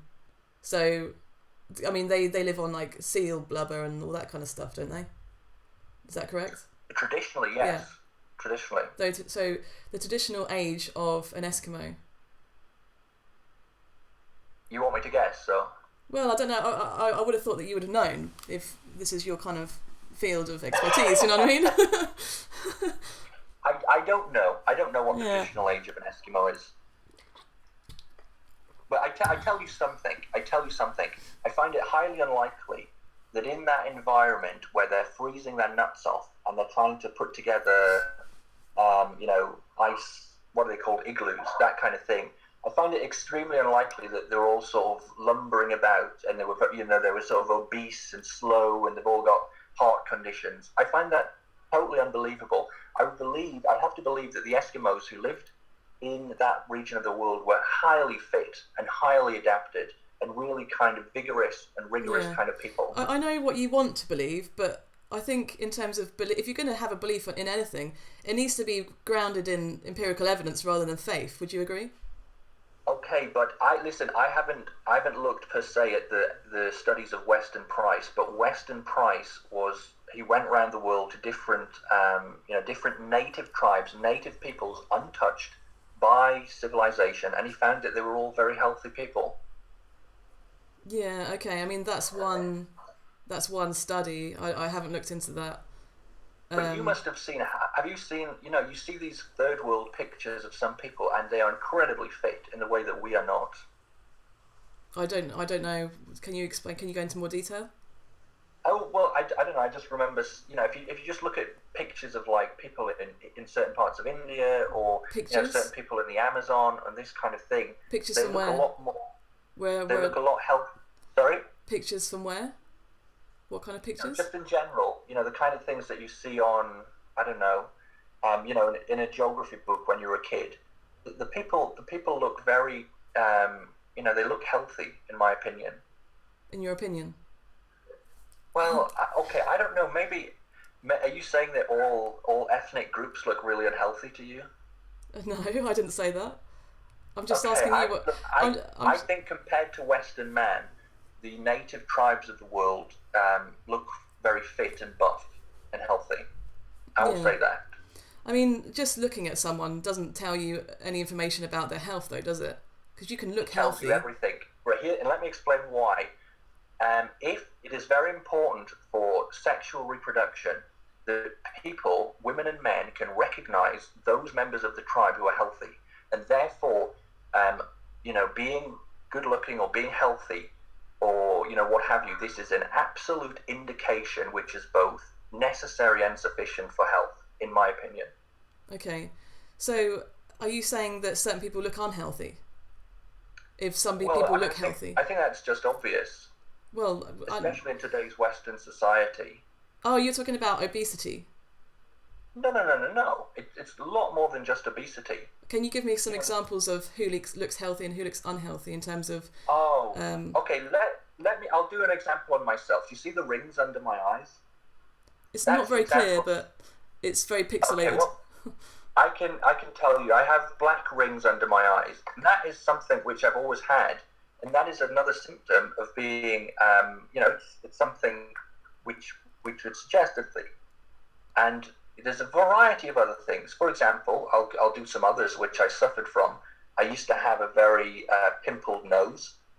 I used to, what else?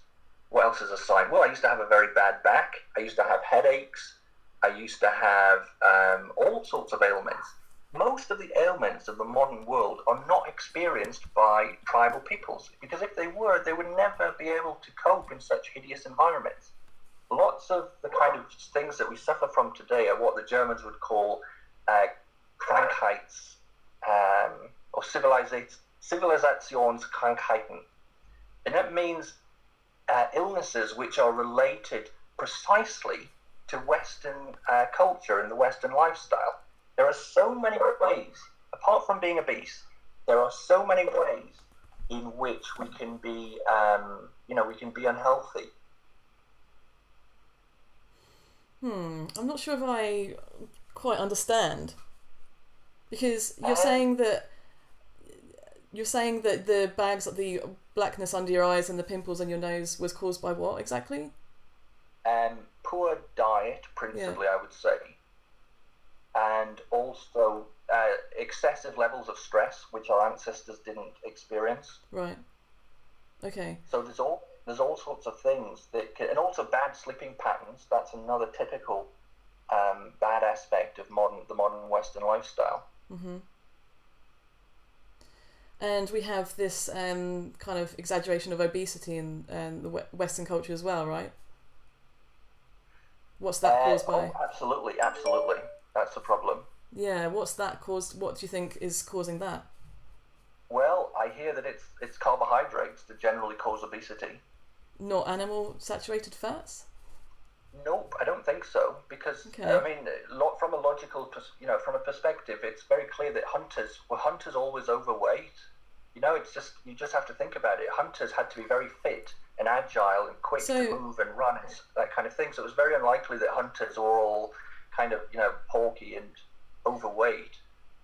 Rather, it's my understanding, and I'm parroting what other people have told me here, but it's my understanding that it is the fact that people who are genetically designed to eat more meat-based diets, these days they're eating too much carbohydrate. That's the problem. So if you don't eat meat or dairy and you're just eating carbohydrates, plant-based foods, and not so much, like the overly processed foods, cannot that not be healthy?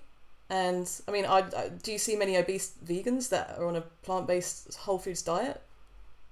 I don't know enough vegans to know if I can answer that question. But I tell you what, I have seen, Paul Chek talks about this from his experience, that he had a woman, a Maori woman, I think it was. She was very into her sports and what have you. Actually, no, I'm gonna forget that.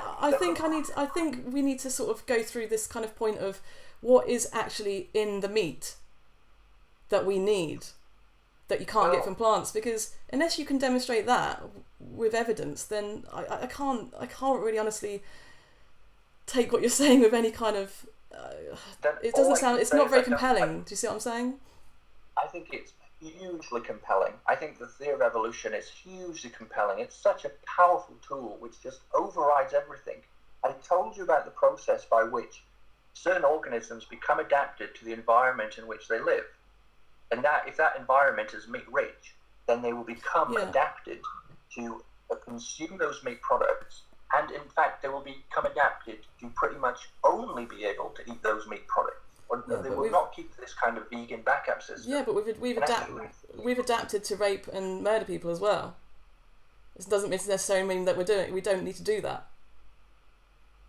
We're just sort of going around in circles, to be honest, because I've already. Well, in some ways, we still do rape and murder some people today because we still have sex with people. It's more nicer. It's done more nicely than it was in the past. So it's okay to kill someone in a nice way? Would you accept that treatment for yourself? This is what I'm saying. If a guy comes into your room and attacks you today, you will attack him back. And in self-defense. That's self-defense. You will kill him. Yeah, Yes, but yeah. These are exceptional. These are exceptional human behaviours, whereas eating meat is a weekly or daily human behaviour. Yeah, but then you go back to the argument that's a special pleading, because if you're But saying that saying that something is special pleading is it's just hollow rhetoric. What does that mean? well, if you're saying that it's okay to do an unethical act not very often, it's still an unethical act. It's like when people say no, just let me, I want to just hammer this point down. It's like saying, like when there was the terrorist attacks in London, and my Facebook timeline is full of people saying, oh, it doesn't happen very often, like you should just get used to it because it's part of life, because not very many people died. More people die in car accidents than they do in terrorist attacks. Do you think that's a justified validation for saying terrorism is, like, just because it doesn't happen very often, that it's okay? What I'm saying is that because our tribal ancestors only raped and only murdered very, very occasionally, but does that make it right? Does that make it right? Please, can I just say, because of that, we don't need to do it, right? Because it was just something which happened very, very, very, very occasional. Okay? Whereas eating meat was a daily or at least a weekly business. And it's you're saying more on the level of breathing oxygen. So you're saying that because they ate meat every day, that it is ethical because of the... No, I'm not saying any of it's ethical. Listen to me, I'm a complete bastard. I don't well, then it's mind okay. because because they eat it every day, that makes it healthy. Yes, is that what you're saying? Yes, precisely. But you haven't demonstrated what is it in meat that you can't get from plants. We still go back to the argument. Well, I know enough about meat to know that it's different from plant food. Meat is highly, it's got fats in it, and it's got proteins in it. But so does that mean you can't get protein from plants? Not especially, I don't think. How much protein do you need then? At least you're going to need it in equivalent to, you're going to need the equivalent to what you get in meat. Well, how much protein do you need? How much protein do you need? I don't know, and I don't have to know to win this argument. I think it's important to realise how much protein if you're going to say that you need to eat meat for protein, then you need to know how much protein you need to get, surely. I don't think you need to think of it in those terms. I think you need to think, not? How much meat was my ancestors eating, and then you need to mimic that. And you can only mimic that through experimentation. So you're saying... So are you saying that, we should just disregard any science on nutrition? Darling, this is the science. This is what I'm saying. This is the most profound theory, of the scientific age, really. The theory of evolution. It's a very, very powerful tool. So we should disregard any science there is on nutrition? Yes or no? No. I want you to concede that we don't need to look into the science of nutrition. Is that a yes or a no? It's a yes or a no answer. Should we disregard? Sorry? So the question is, should we disregard any science there is on nutrition because of evolution? I think what you're talking about is scientific research and papers. Well, no, just like how much, for example, we don't need to know how much protein there is in plants or animals. We don't need to know how much protein we need. We should just do whatever our ancestors did. We don't need to look into the science of those particular details. Is that what you're saying? Actually, yes, on some level that's what I'm saying. I'm saying that the theory of evolution is a brilliant heuristic for allowing someone who hasn't read miles and miles of research on biology and so forth and human nutrition. It's a very, very useful heuristic for getting a very, very good idea. Now, that's not to say that there shouldn't be people in white coats in, science academies learning absolutely everything about all of the human biology and our nutritional needs. I'm not saying that. But I'm saying that in the first place, for a guy like me, I can come along and I can use this heuristic to get a very good idea of what's going on. And in the second place, the people who are at the scientific academies and who are studying all these nutritional processes, the fundamental overriding principle which should be guiding their thoughts should be the theory of evolution. So I don't know whether you answered that question or not, though. Did you say, was it a yes or a no?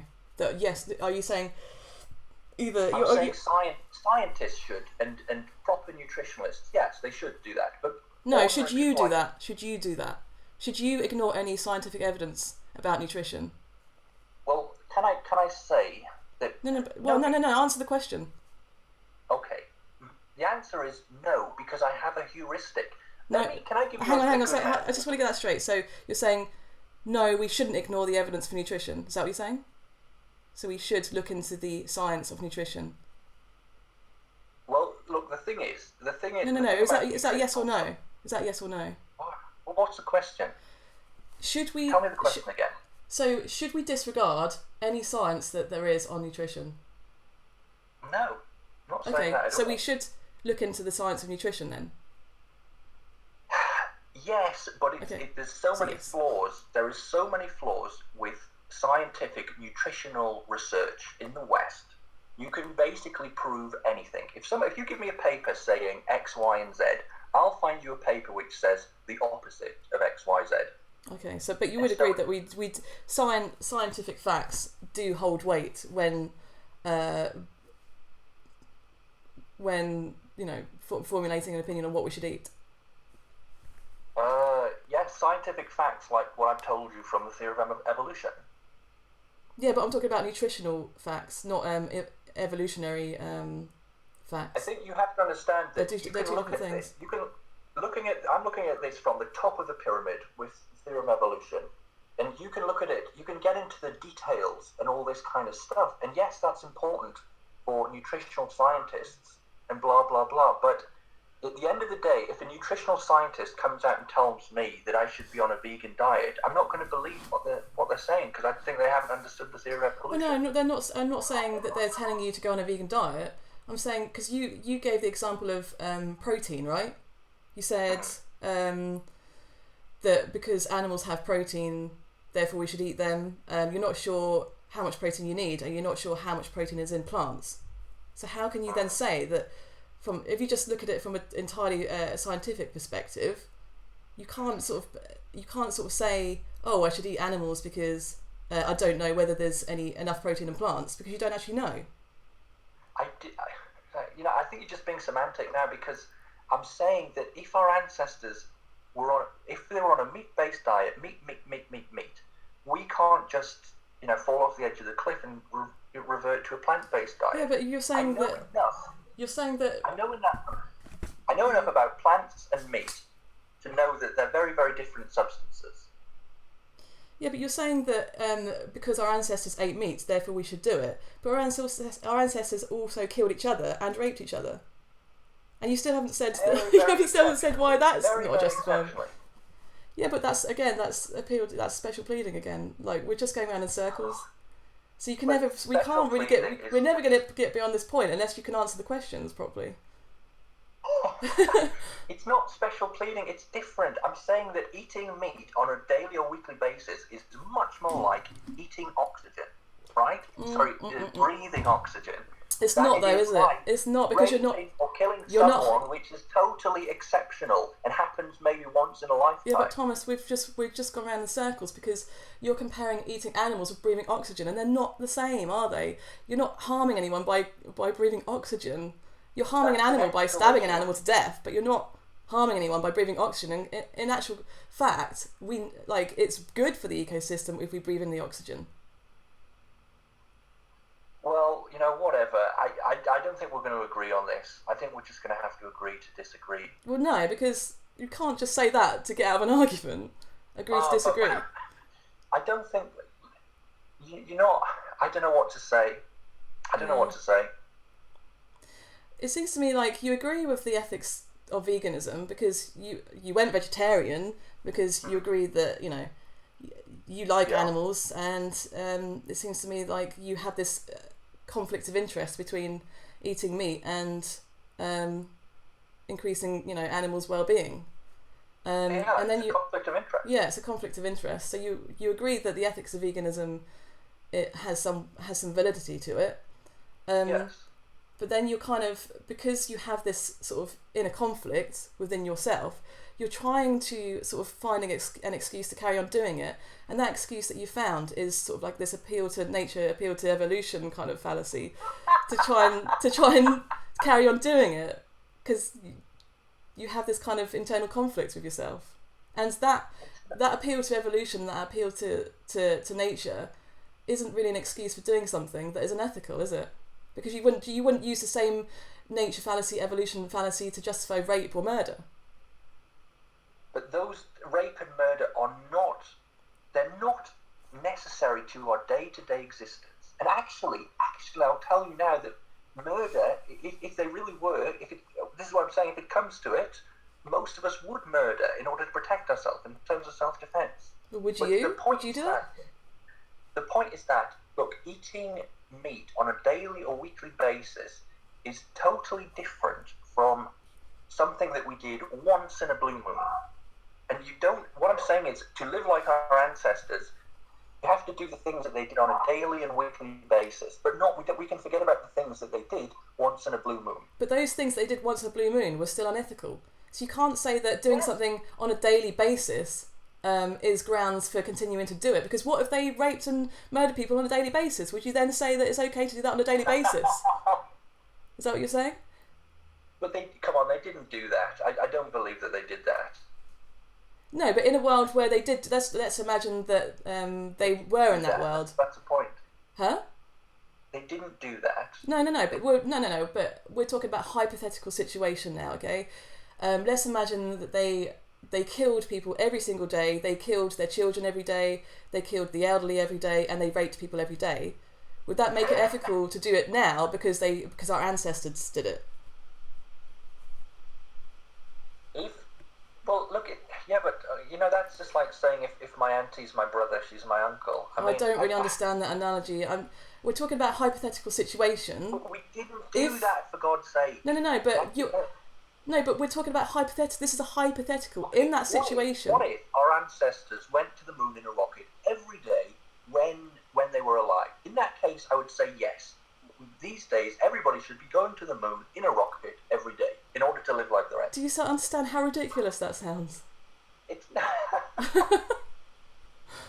Do you understand though that just sounds really ridiculous? Because if we were in that situation where we killed each other all the time and raped each other all the time, because we did that all the time, that would justify doing it today. That's just retarded. But I don't believe that human societies evolved where people were killing each other each day and raping each other each day. No, but this is a hypothetical situation, Thomas. I'm not saying that it is happening or it did ever happen, but I'm just trying to point out the inconsistency in your logic by highlighting it in a hypothetical scenario. Well, okay, I see what you're saying. So I agree that in that case I would say, no, we don't need to rape and kill these days, but yes, we still need to eat animals, and I would accept that is ethically stupid. That's ethically contradictory on some level. Yeah. So now we can agree that, we can't use that kind of, just because we didn't do it all the time, therefore it's okay to do it all the time now. You can't use that excuse now. So it's just purely so what are you left with now as your argument if you can't use that excuse? As your main kind of I can tell you this now. If I don't rape somebody and if I don't kill someone, I can have a very happy life. If I stop eating meat products, I will very quickly I'll get unhealthy, I'll be tired, I'll be moody, I'll be angry, I won't have good health. Let's just see whether you are, because you haven't actually tried veganism to be able to say 100% that would be the case. The problem for me with vegetarianism, I can only see being exacerbated with veganism. But I've already explained, haven't I, that veganism and we both agreed that veganism and vegetarian were two very separate things. We did that in the beginning of this live stream. Yeah.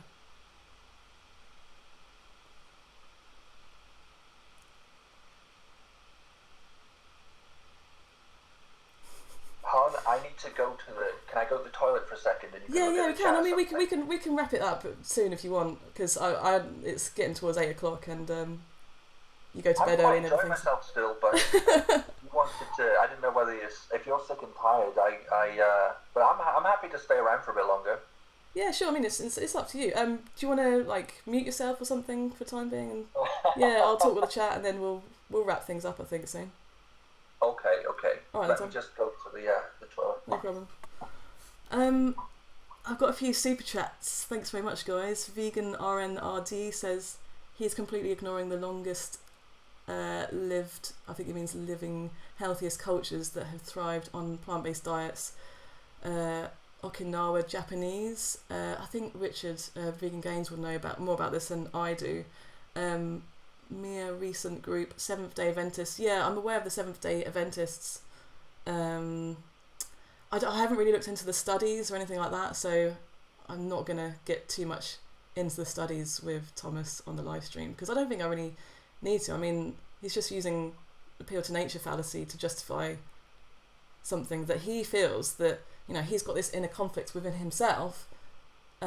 So he's trying to latch on to evolution and nature fallacy to continue doing it. I mean, I don't really need to go into the studies or anything to prove that. And then, who else has super chatted me? Can't open it. Oh, Vegan RNRD again, $5. Thank you very much. We've always done it. Yeah, we've always done it this way. It's a horrible argument. Yeah, it's just totally unreasonable, unjustified. Not based on evidence, population studies. We learn from our past and evolve. Yeah, you can't use evolution as a thing to justify unethical behaviour, because it's like saying, well, I mean, you can't say, like, so our genes are kind of, the way I see it is like buying, they're replicators. They've got nothing to do with how we actually behave today. And in terms of our behaviour and our genetics, they're completely separate things. And we have more of a propensity now towards altruistic kind of behaviour than we do towards unethical behaviour, because we don't need to do it to survive anymore. So, yeah. And then, thanks very much, Tim Jong-un, for the $5. He says, "Hi Thomas, are you back? Hello, can you hear me? Unmute yourself." Oh, sorry. Yeah. To me there. Sorry. Yeah, sorry, yeah. I didn't know if you had yourself on Robert. mute or not. I'm just running through, I've just given some people some shout outs in the chat. Tim Jong-un, $5, says, if he knows eating meat is unethical, but believes he needs meat, would he agree to only eat lower order animals such as crickets and cockroaches? What would you say to that?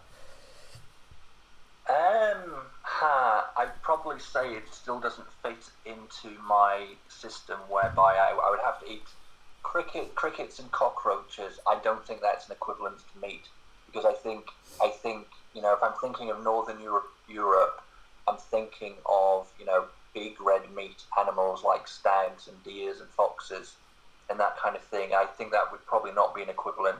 Cockroaches and crickets wouldn't be an equivalent to that. In terms of what, protein, nutrients? Listen, I would be willing to try eating those things and see how it goes, but I would suspect that it probably wouldn't quite be the same. Yeah, but I mean, suspecting something and knowing something are two different things, aren't they? I suppose. Would you agree?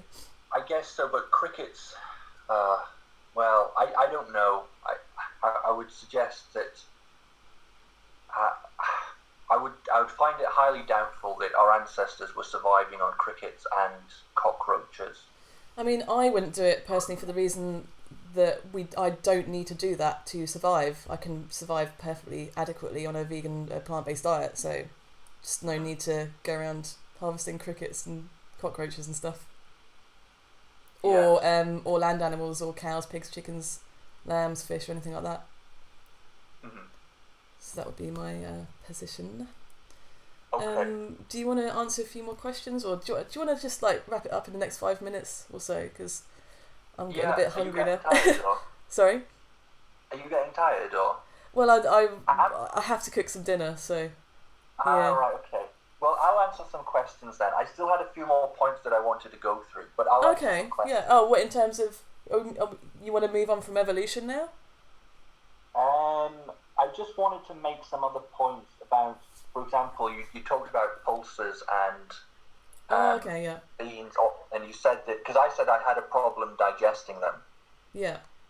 And you said that would be, I meant I had gas after eating these things.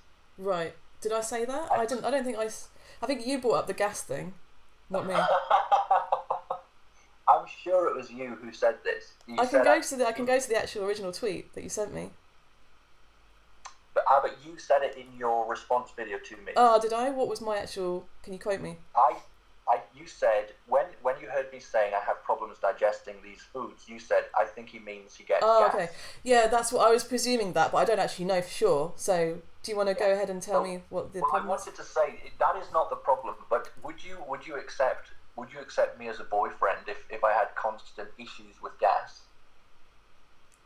I don't know if that's relevant to being I think it's absolutely my relevant. boyfriend or not. I don't know whether that would be like the ultimatum, like you've got to stop the gas or you're dumped. I don't think that would be a... But what I'm saying is, come on, would you really find that socially endearing?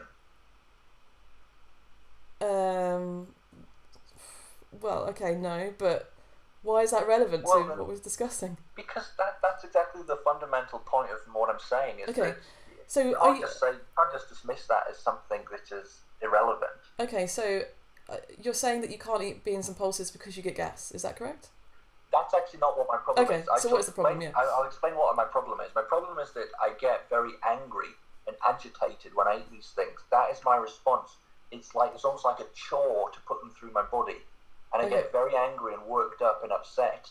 And I realised, because I was going mental and ballistic on certain days, and I realised it must have been this type of food. And when I took it out of my diet, I was then able to, I was much more relaxed and calmer. So that's the main problem. But can I just stop you there? Because I can only deal with one sort of point at a time. Because I'm a very forgetful person, and I'm a bit autistic as well. So sorry about that.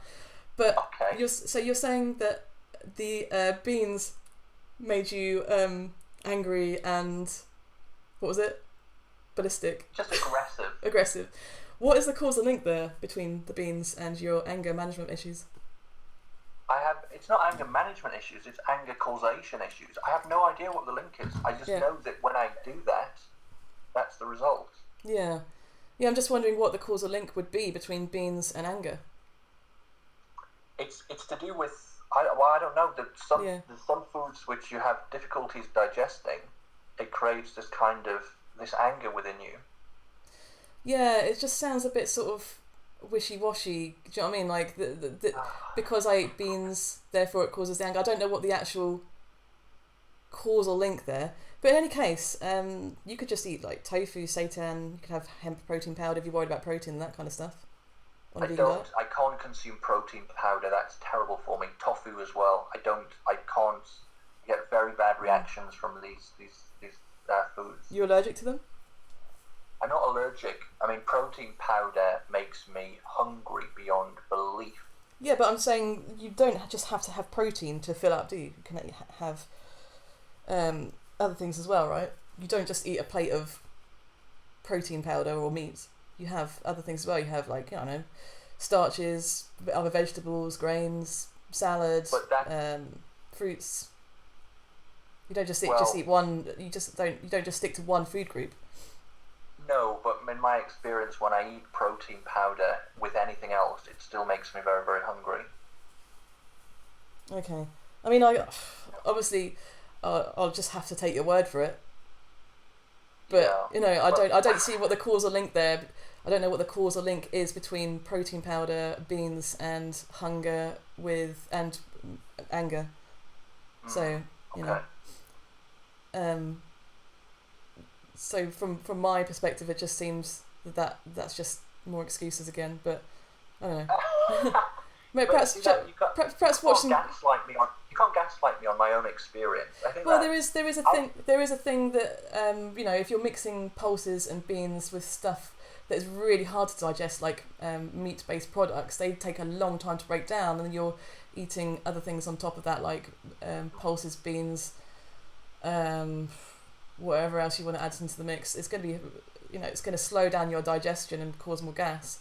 So there is that. I mean, if you're worried about trying a vegan diet and getting gas, then I would do a bit more research on it.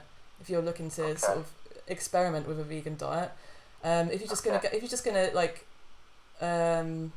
obviously if you're mixing different food groups together, like pulses, beans, dairy, and meat and stuff, and that could cause some gas. Yeah, I would have thought. But I mean, I'm not an expert on the matter. You need to talk to someone like Vegan Games to get more of an angle on that, because I know I'm aware that there is certain foods that mix better together than others. I don't really have like a high protein diet, but I'm aware that there's bodybuilders like Hench Herbivore, obviously Richard, and there's others like Corey McCarthy. I don't know. There's a plethora of vegan bodybuilders out there that could give you some advice on that. I'm not probably the best person to consult on that kind of dietary side of veganism. Yeah. But I would say, I would say that your argument would be much more compelling if you just tried a vegan diet for a month and then came back to us and said, it doesn't work. It's 100%, I can 100% say that it's not going to work for me because of all these issues I have. Well, I could probably set up a channel called Vegan Losses, I can imagine, because back in December I had food poisoning, and for 5 weeks I didn't eat meat, and I lost 5 kilograms, and I was very, very lethargic and tired and not very happy person. I mean, that could be down to poor planning though of the diet though, couldn't it? No, not at all, because I'm still super duper. These days I've got very, very vegetarian well thought out diet. So it wasn't like you could maybe argue that back in the old days when I was an unhealthy vegetarian, but these days I'm bang on the money with health, and I just can't imagine that if I had taken cheese and eggs out of my diet and yogurt, that would have somehow been a universal panacea. I think it would have just made me so much worse. Well, I mean, you can't say that that's 100% the case though, unless you try a vegan diet and then you have 2 scenarios that you can compare. Because that would be the scientific method of the matter, wouldn't it? That would be the scientific approach to it. If I had enough time and energy to do it, I would do it. But I'm not gonna. I wouldn't. I'm not up for the challenge. Listen, my kind of angle today is like, I'm not trying to push you to doing a vegan diet. I'm just kind of highlighting any sort of inconsistencies in your argument. And I'm just coming at it from a purely logical perspective. I'm not trying to say, you should go vegan. I'm just saying that if you're going to say that vegan diet is unhealthy, you have to at least have tried it first for your argument to be compelling. Do you see what I'm saying? Okay. Yeah. Yeah. Oh, I'll just read some more of the super chats and then I think we'll wrap it up, because this person's asking or giving you some advice or asking you a question. It's Vegan RNRD again. Thanks very much for the $10. Depends on what ancestors you are referring to. Many populations thrived primarily on plants. See TED Talk with anthropologist. Our ancestors mainly thrived on plants, grains. I don't know what TED Talk he's talking about there. He did mention something a while ago about, what was it? It was a really good piece of advice. Oh yeah, he reckons he's completely ignoring the longest living, healthiest cultures that have thrived on plant-based diets, the Okinawa Japanese, and mere recent group, the Seventh-day Adventists, considered the blue zones. I don't know what that means. So yeah, I'll maybe research the Okinawa Japanese and the Seventh-day Adventists. Now, I don't know about, because Japanese are Asians, whether they have more propensity for consuming more plant-based products and less meat. But Seventh-day Adventists, they're mainly like white European, aren't they? Or Northern European, or at least white, I think. Right, okay. Yeah, so you could look into that. And then there was one more. Protein, this is Vegan RNRD again, thanks very much for $10. Protein amino acid needs 0.8 kilograms per day. 0.8 grams per kilo per day. Lower recommendation from the World Health Organization, can easily be achieved on a plant-based diet in the West, vegans included. Eat 20% more protein than we need. Does that make sense? Okay, let me just read it again. It's the yellow one at the top. If you click on it. Well, you know what? I don't really have that much faith in the World Health Organization, to be honest. So. Why do you have more faith in the Western Health Prize Foundation, though? Because it's more in line with the theory of evolution. That's why. Okay, but we've already sort of covered that. That's kind of logically inconsistent, like. But I'm just, I don't want to go over old ground again, because we've already argued this, and you want to agree to disagree. So I think we'll leave it as that. But just as a few, if you ever did look into it, then there's some things that you can research if you ever wanted to, I guess. Yeah. I don't know. Let's just see. Is there any other questions for me, or do you want to look at some of the chat comments and go over it, or do you want to wrap things up now? I mean, there was one other thing I was going to get to, which is why I'm not going to say this. I was just going to get to why I don't consider research that important on this subject, but I will leave that for another time because it's going to take too long to explain. Yeah. Can I just say, if anyone else wants to debate me on this topic, I'm more than happy to do a live stream with them. Yeah, they can reach you on Twitter, can't they? It's just your name, Thomas Baden-Riess. Exactly, Thomas Baden-Riess on Twitter, or you can come to my YouTube channel, which is Thomas Baden-Riess again. So, both those things are possibilities. Yeah. I'd like to see you in a debate with someone like Richard Dawkins or Sam Harris on the matter of evolution. Yeah, I like that as well, but I don't know. Are they on Twitter or are they... Sorry? Are they on Twitter? Can you contact them? Are they your friends on Facebook? Or? Oh, I wish they were my friends. No, I follow them on all the different outlets of social media, yeah. Yeah. But, yeah, unless there's anything else. I did actually message Richard to see whether he'd join this stream, but he's not seen my message, so... yeah. So, yeah, I think we'll wrap that up then, unless you've got anything else you want to say. Fine. I mean, I can take a few questions from the crowd, but I sense that you want to get off and cook your veggie burgers or whatever. So. Yeah. Anyone got any questions? There's some people that they're just being really horrible to you, but just ignore those people. I don't think that's very, it's not productive just to name calling. Well, I will say one thing, which is that I understand that I'm on the side of the smug mainstream in this whole debate. So I do. It's not like vegans are in running the government or anything. So I do understand that people are going to get upset. Yeah. They think that I'm gaslighting them. Yeah, I guess because we had a chat yesterday, didn't we? And we talked about the different types of vegans. Has your opinion of vegans changed, or is it still the same as before? Yeah. Or what?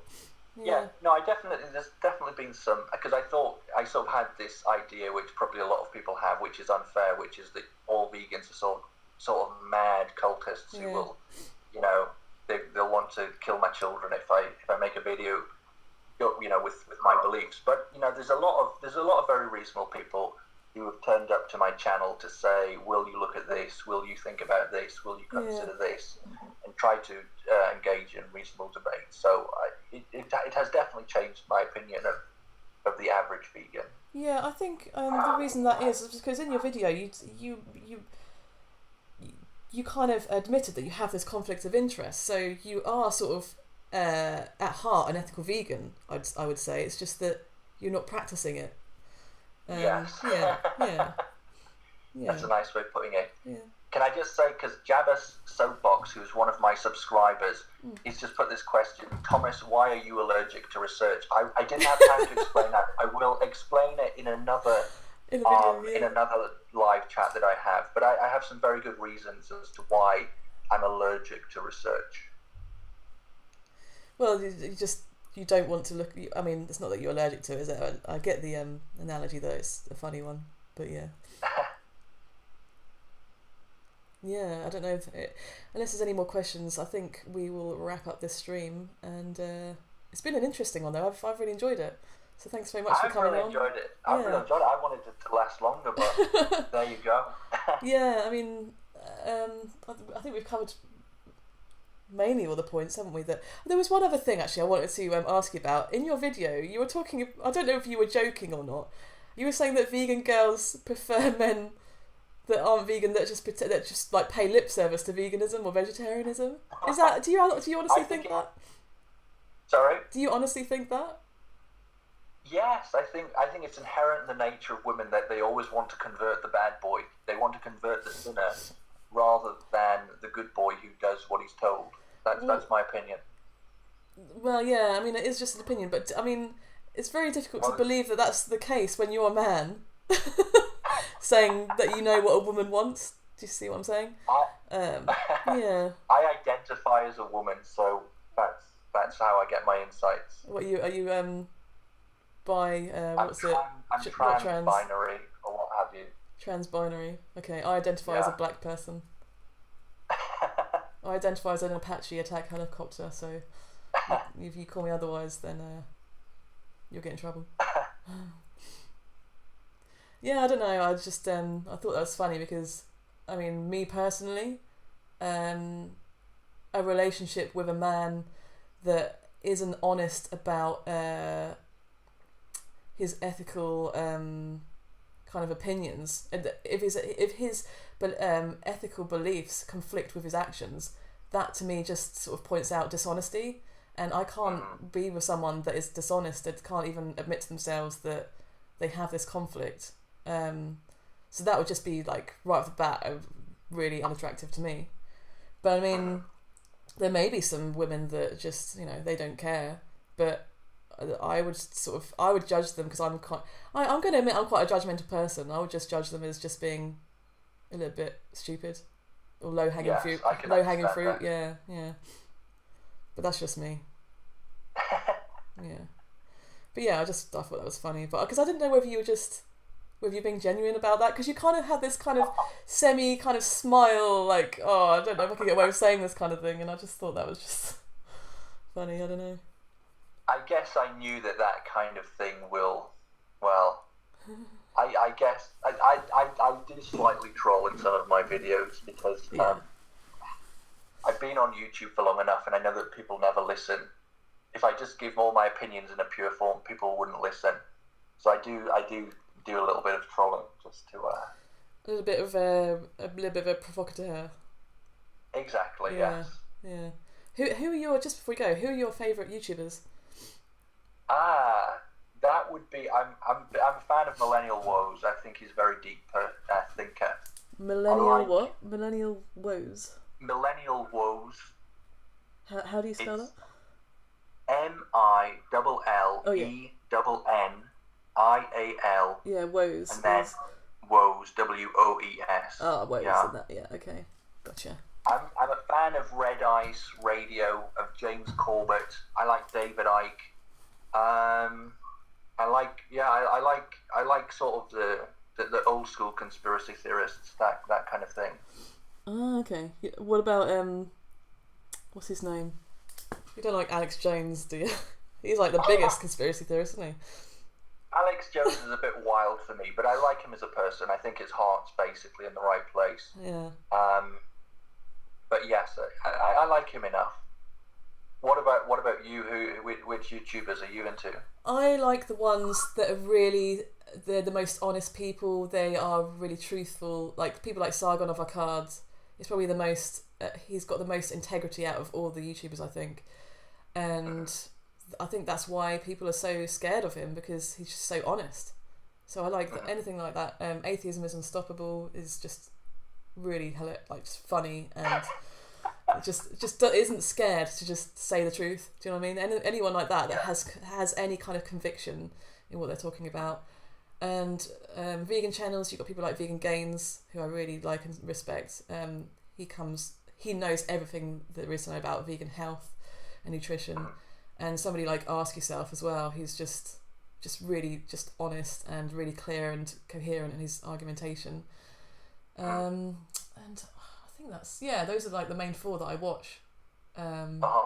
Yeah. So those would be mine. Interesting. Yeah. How did you get into this? Were you like a skeptic first and then a vegan, or were you a vegan first and then a skeptic? Yeah, I went vegan first 3.5 years ago because I was like you. I was just like, I have this conflict of interest, and I wanted to be a more open and honest person with my own views. I didn't want my actions to conflict with my. I didn't want my behaviour and my actions to conflict with my values. So that was like the first step to kind of like, it was on a road to self-development, kind of being more honest with myself, more true, having more integrity, that kind of thing. And then it's sort of that opened up the gates to sort of skepticism in general, I guess. Yeah, it's like the first kind of step. And also, I just wanted to be healthier as well, and it kind of tied in with that, and I did get some kind of health benefit from it, I suppose, but not really too much. I wouldn't say that I went vegan just because of health reasons. Yeah. Yeah. And you've been 3.5 years. Yeah. So January 2014, I went vegan. Yeah. And you haven't had any health problems? Not at all, really. No. I mean, I've had some blood tests done, and they didn't seem to highlight a problem. I take a B12 supplement, just a sublingual. You inject it, or? No, I just it's just like a dropper. So it's like this orange kind of liquid. Just put it under my tongue. Yeah. So that's the only one that I that's the only supplement that I need, as it were. But other than that, no, nothing. Listen to me, I'm glad. I would love to be able to do it, because it would make my life a lot easier. Not just because, it's not just because of the animals. It's because meat it's difficult to eat. It's difficult to get when you go out. Plant food is much more ubiquitous, and it's a lot easier to digest. But yeah, so I'm pleased for anyone who can find that they can do it. I think it must be very satisfying. Yeah, I mean. Yeah, it tastes good as well. I mean, plants are tasty. Can't deny that. And I guess it does make me feel, that I'm doing good, I suppose. Yeah, because no animals have to die to consume, a really tasty meal. Because obviously there's male calves have to die to produce milk, because they just haven't got any use for them when they're born. So that's kind of a shame, and same with Is that baby right? Yeah. Oh, I really didn't realise that. Yeah, because if you think about it, like a cow has to be pregnant, right, to produce milk. So when they give birth, if it's a male, they can't obviously produce milk. So it just goes into either the veal industry, or is just destroyed, because there's there's not going to be enough room on this planet to put all the male calves that can't be used for milk. Because they're different breeds, you see. From the dairy cows are different from meat breeds. So they might use it for like cheap hamburgers or something, I guess. Like when dairy cows expire, like they can't produce milk anymore, they kill them, and that just gets ground up into, I don't know, some crappy McDonald's burger or something. Yeah. What's the ethical argument with eggs? That's something I don't understand. Well, eggs, obviously, when they produce the layers, they're produced in hatcheries, right? So when those eggs hatch, if they're male, they can't lay eggs. There's not enough room to house all these male, non-egg laying chickens. So again, in actual fact, they don't even grow them for meat or anything. They just grind them up, because they just literally, they don't euthanize them or anything. They go into this kind of, you can see the footage on YouTube. I don't know if you really want to, but they just grind them up. Yeah, it's like a blender type thing.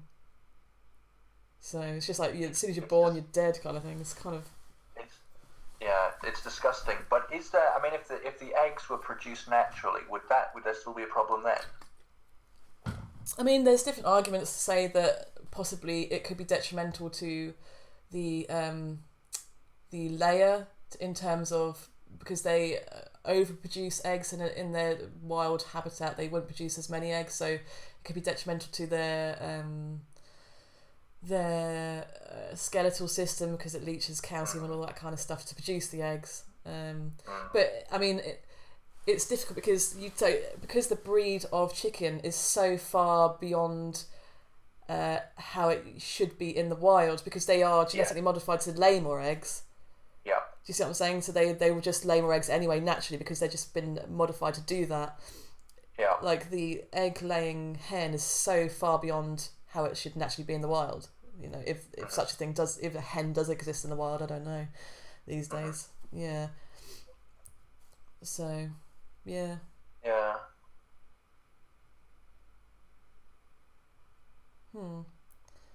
Oh, Salad Nature says, mention that eggs are needed for hens to get back their nutrients if not hatched. Oh yeah, so there is this thing that they will... my friend's got hens, and she sometimes gets one of their eggs and just cracks open for them in a bowl, and they just love it. They just eat it all up. Really? As a replacing their nutrients, yeah. Because they came from, they're like ex-battery hens, so they will just lay more eggs because they just, they're genetically modified to do that. So she just feeds nutrients back to them, just cracks them open there for them. Yeah. So that's why, vegans don't consume dairy or eggs as well as the meat. I see. Yeah. Eggs in a natural wild habitat get eaten by the chickens for the extra nutrients. Eggs are cholesterol bombs. Oh yeah, that's going back to the nutrition again. Okay, so wild hens do it as well then, it seems. I think they have it's called like a clutch, so on average about 12 to 14, could be more or less depending on the breed, I guess, of eggs per year or so. So don't actually, naturally speaking, they don't, if you're going to use like nature fallacy, they don't actually lay that many eggs naturally. Yeah. In the same way that I guess that was the main crux of the matter. Yeah. In the same way that I guess that human females, we don't have, we only have one period a month. Like, it would be really unpainful and just like horrible to have a period every day, wouldn't it? Can you imagine? I just want to kill myself if that happened. Like, or just be pregnant all the time, so I don't have to have periods all the time. But I don't know which would be worse, to be honest. Well, if you're pregnant all the time, you can sell your milk. That's what some women do. Just have like a constant like pump system going to. Yeah, what would you think? Do you think that drinking milk, when you think about it, it's kind of weird because we wouldn't drink human breast milk, would we? We wouldn't drink any other species' milk. Like, it's kind of weird. I don't know that I wouldn't drink human, breast milk if I had the opportunity. I suspect, I don't know, I would suspect that men did that a little bit when their wife was birthing, when she was whatever they call it. I would suspect that men did probably get they probably tried a little bit. I wouldn't be surprised. So that might be somewhat in our inheritance. But I agree that the whole business of dairy it's a very modern kind of invention. Yeah, I mean, when you think about it, what other species drinks milk from another species or drinks milk from their own species past infancy?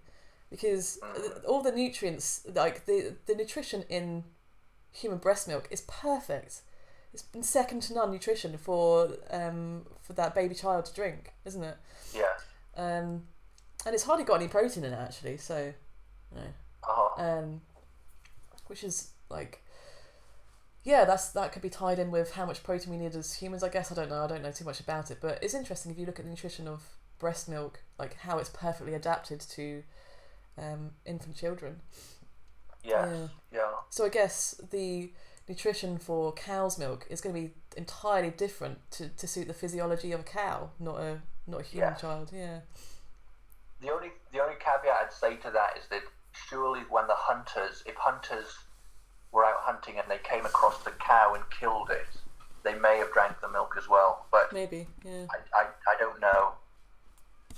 Yeah, I don't know how they decided oh, cow, let's milk that and drink that milk. I don't know what drove them to decide to do that. I can't really guess. Sure. But yeah. Yeah. I'd drink an almond's breast milk, says Jed Corrick, goat face. Yeah. Yeah. Well, I think we should probably wrap it up now.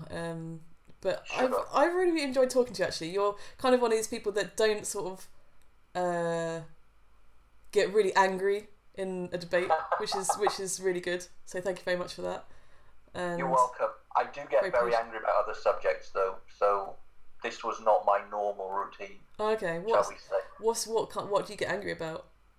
Well, actually, in a similar kind of parallel to veganism, I get very angry that people die in wars around the world, and I get annoyed with the publicist generalists that they don't seem to give a shit about this kind of thing.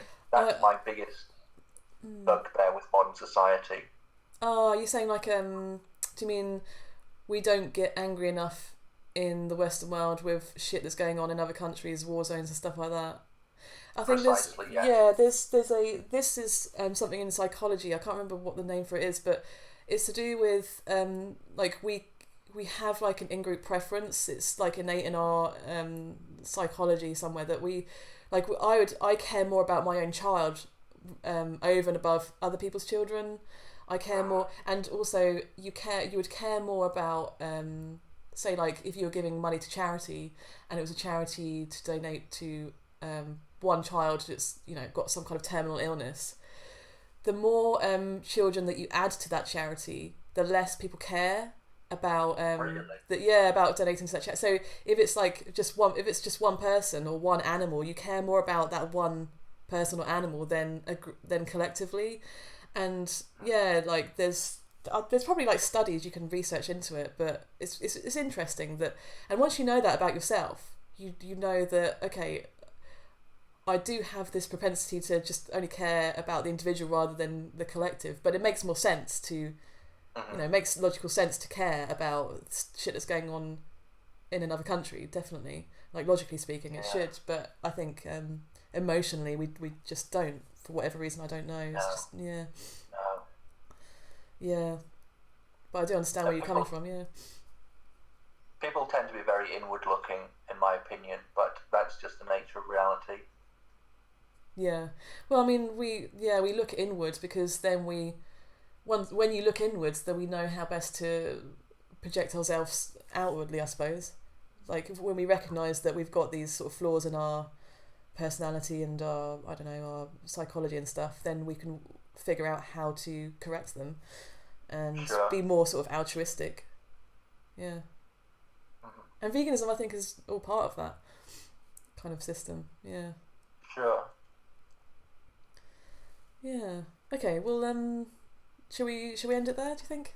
Yeah, I think so. But it's been very, very nice talking to you, and I've really enjoyed it. So I wanted to thank you for inviting me on. Yeah. Thanks very much for coming on and being so friendly. Yeah. Okay. I'll probably. Yeah. I've got a very nasty side, so don't get too accustomed to it. Okay. I'll watch a few more of your videos in future and see how we. Yeah. Yeah. Yeah. I All right can then, be Thomas.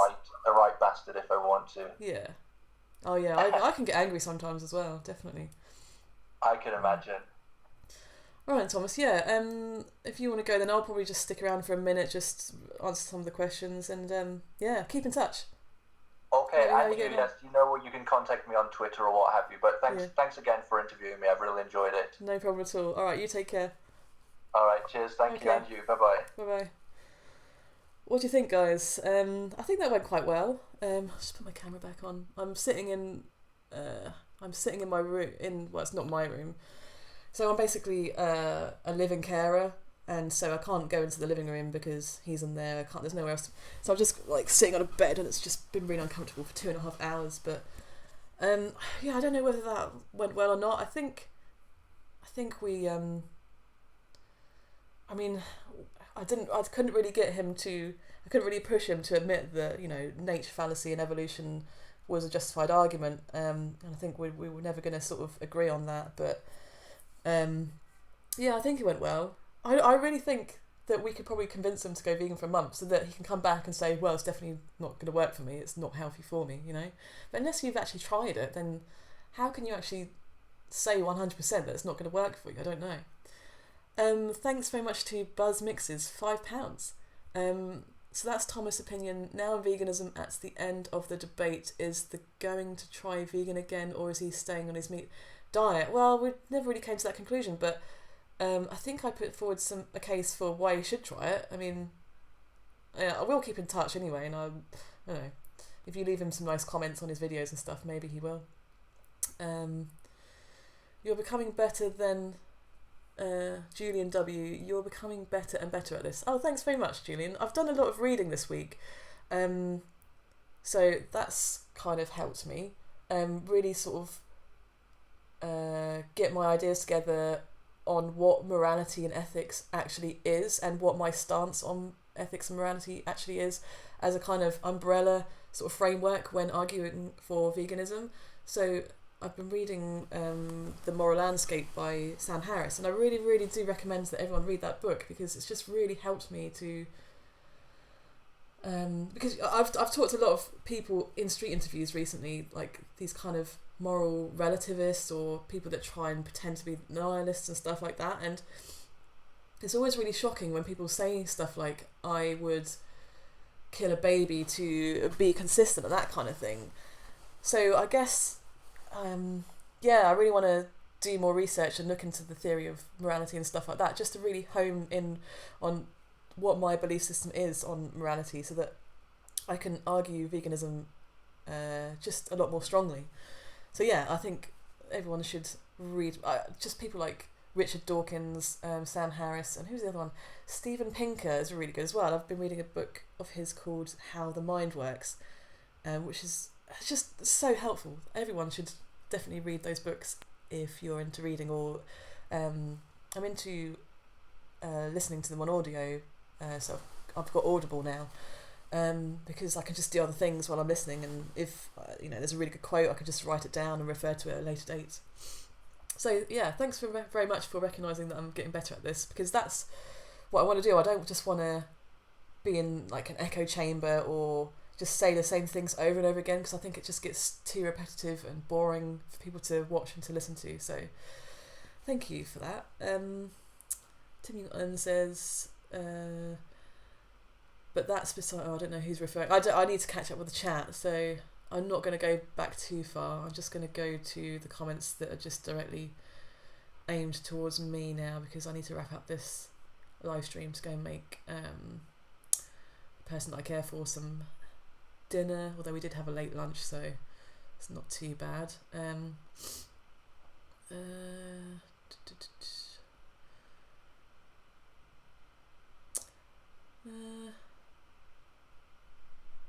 Why is he picking from a certain point in history in which to copy a diet of? Well, we never got around to sort of honing in on that point, because we're just going around in circles, really. He really honestly believes that nature and evolution should dictate what we do today. And I gave him some examples of hypothetical situations of where that wouldn't his logic wouldn't consistently hold true.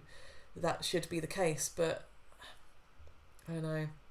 We never got to get an answer on that, and he just, I don't know whether he was just refusing to answer the question, or maybe it made him feel uncomfortable. I don't know. So I don't know. I think I've given him a lot to think about anyway.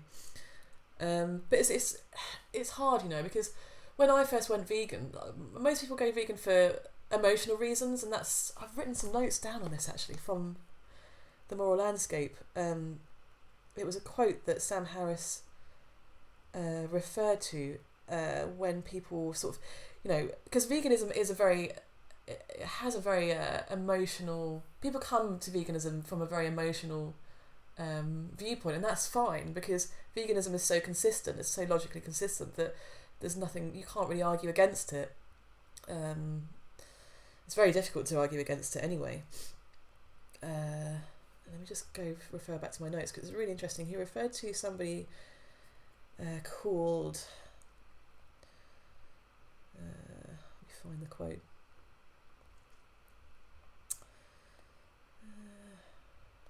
He talks a lot about well-being in the book.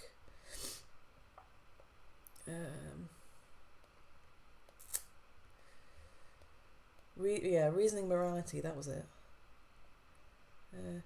People tend to make moral... this was a quote from somebody by the name of John Haidt, spelled Haidt, and he says people tend to make moral judgments based on emotions rather than logical reasoning, and certainly a lot of people do this with veganism. They justify their emotions with post hoc justifications, which demonstrably fails when they are asked questions which they cannot reasonably answer with any valid justifications. Now it would be hard to argue for any kind of religion, because a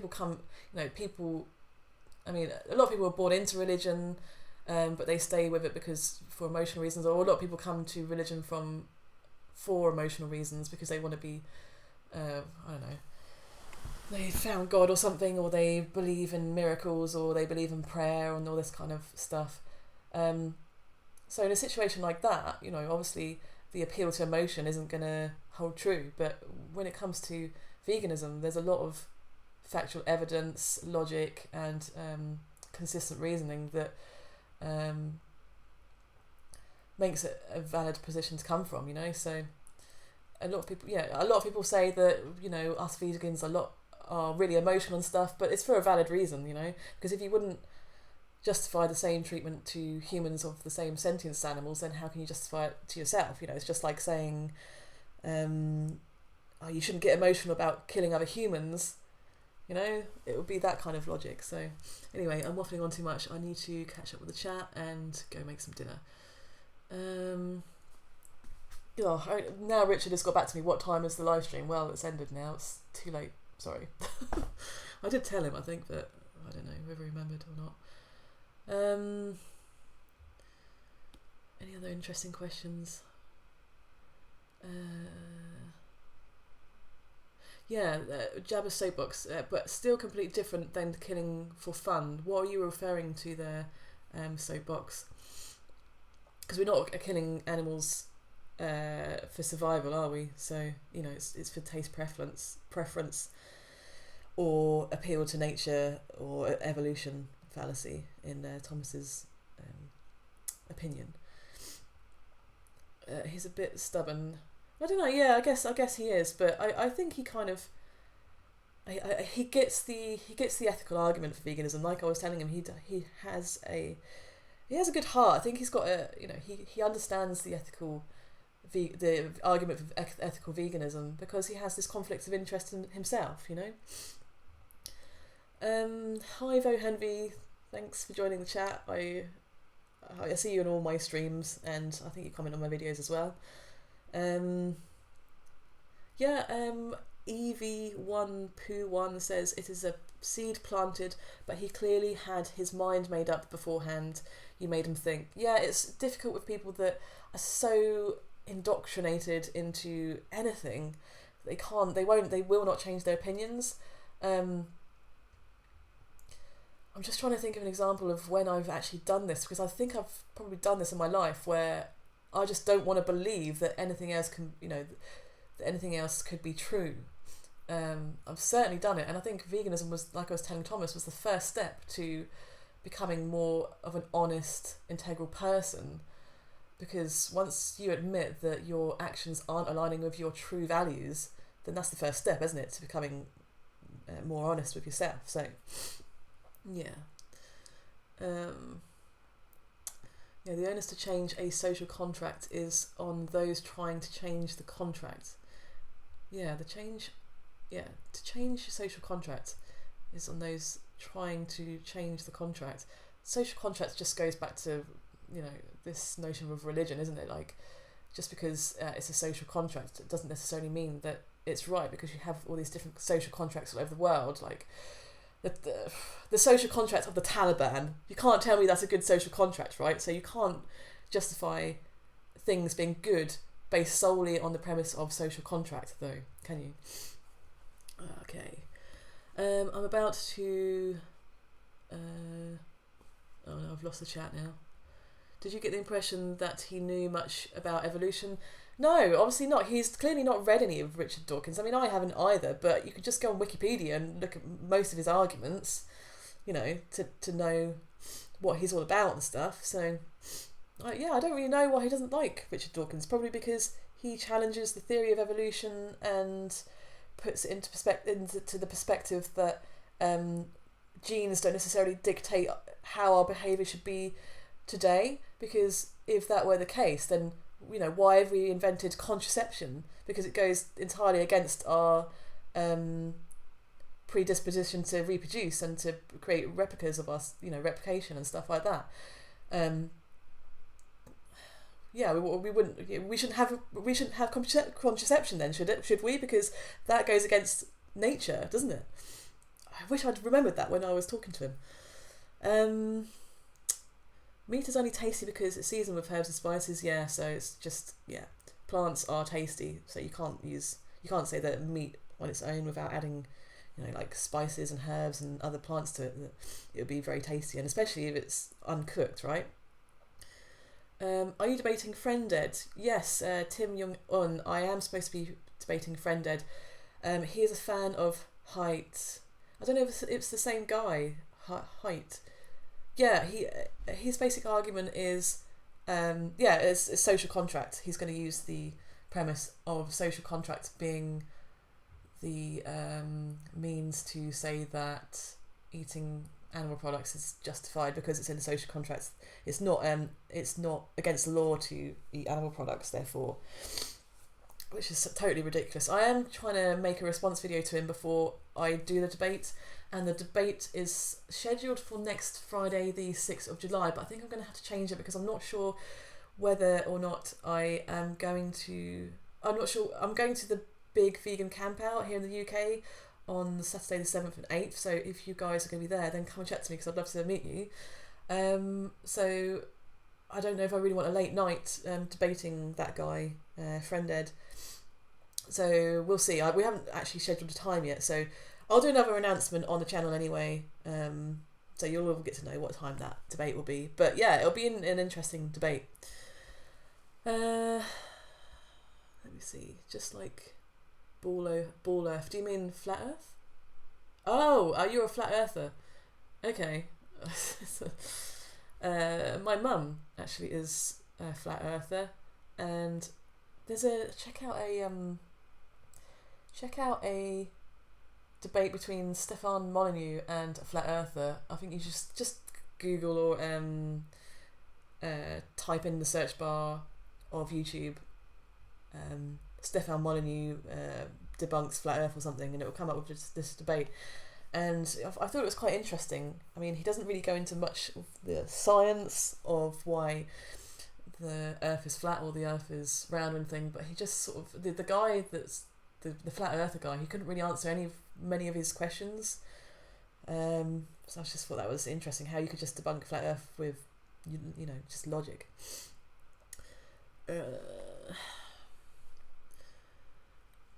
I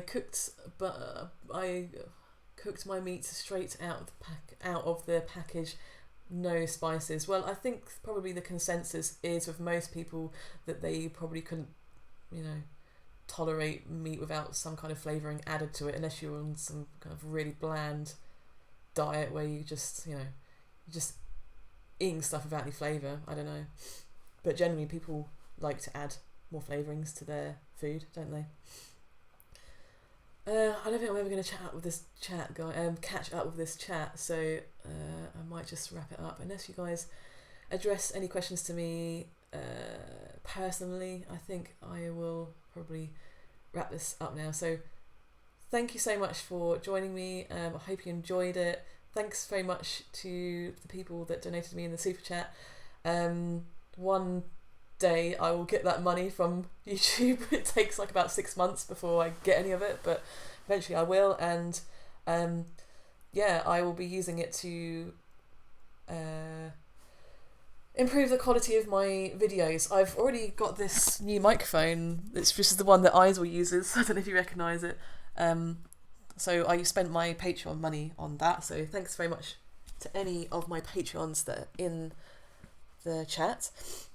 My next purchase is probably going to be some kind of green screen lighting setup thing so that I can do more face to camera videos, because I've got, my camera's decent, but that's going to be my next thing. So I can overlay I want to do more response videos where I've got me in the video, because I just think that's more, I don't know, personable if I do that kind of thing. So that's going to be my next thing. Vegan RNRD. I love your style. Thanks very much. That's very kind of you. I love that you put the ball in his court, asked closed-ended questions to make him defend his positions. Yeah, it's very important to, when you're talking with people, give them kind of like a dichotomous choice, because otherwise they can be really ambiguous and lead you into these sort of all these red herrings, and they'll take you on these tangents. And I do it just because I find it really difficult to remember everything that everyone said. It's just like, oh, please, can you just stick to one point? Because I just want to get a yes or a no answer on what your opinion is on this thing. Because just for me personally, I can't have these conversations where I'm just trying to have to remember everything. I'm not that smart. I don't have a very high IQ. So, yeah, thanks very much for recognising that and pointing that out. I think it's important to I think that my kind of style. I think I like my kind of style, because I can't really use anyone else's kind of style. So thanks very much for recognising that, and yeah, thanks very much for your comments. Michael HS. Good to go, good job. G to G, I think that means good to go. I don't know. Good job. Thanks very much. Thumbs up. Yeah, like the video. I don't know if anyone's liked the video, but I'm sure we'll have more comments in the comment section when the video is up on my channel. Right. I think I'm going to wrap this up now. I've really enjoyed this one, actually. I'm looking forward to doing some more live debates. And I think this is going to be more of a prominent thing within the vegan community. And I'd advise anyone to get into it, start responding to these anti-vegan, vegan debunked videos. That's what I've started doing, and it's getting more of a following, it's getting more views and stuff, and we are definitely getting more people that are non-vegan watching these videos, just because of the kind of people that we're talking to, like this kind of skeptic community, atheist community, people like Thomas, that this kind of conservative person that has a lot of opinions, a lot of views on things.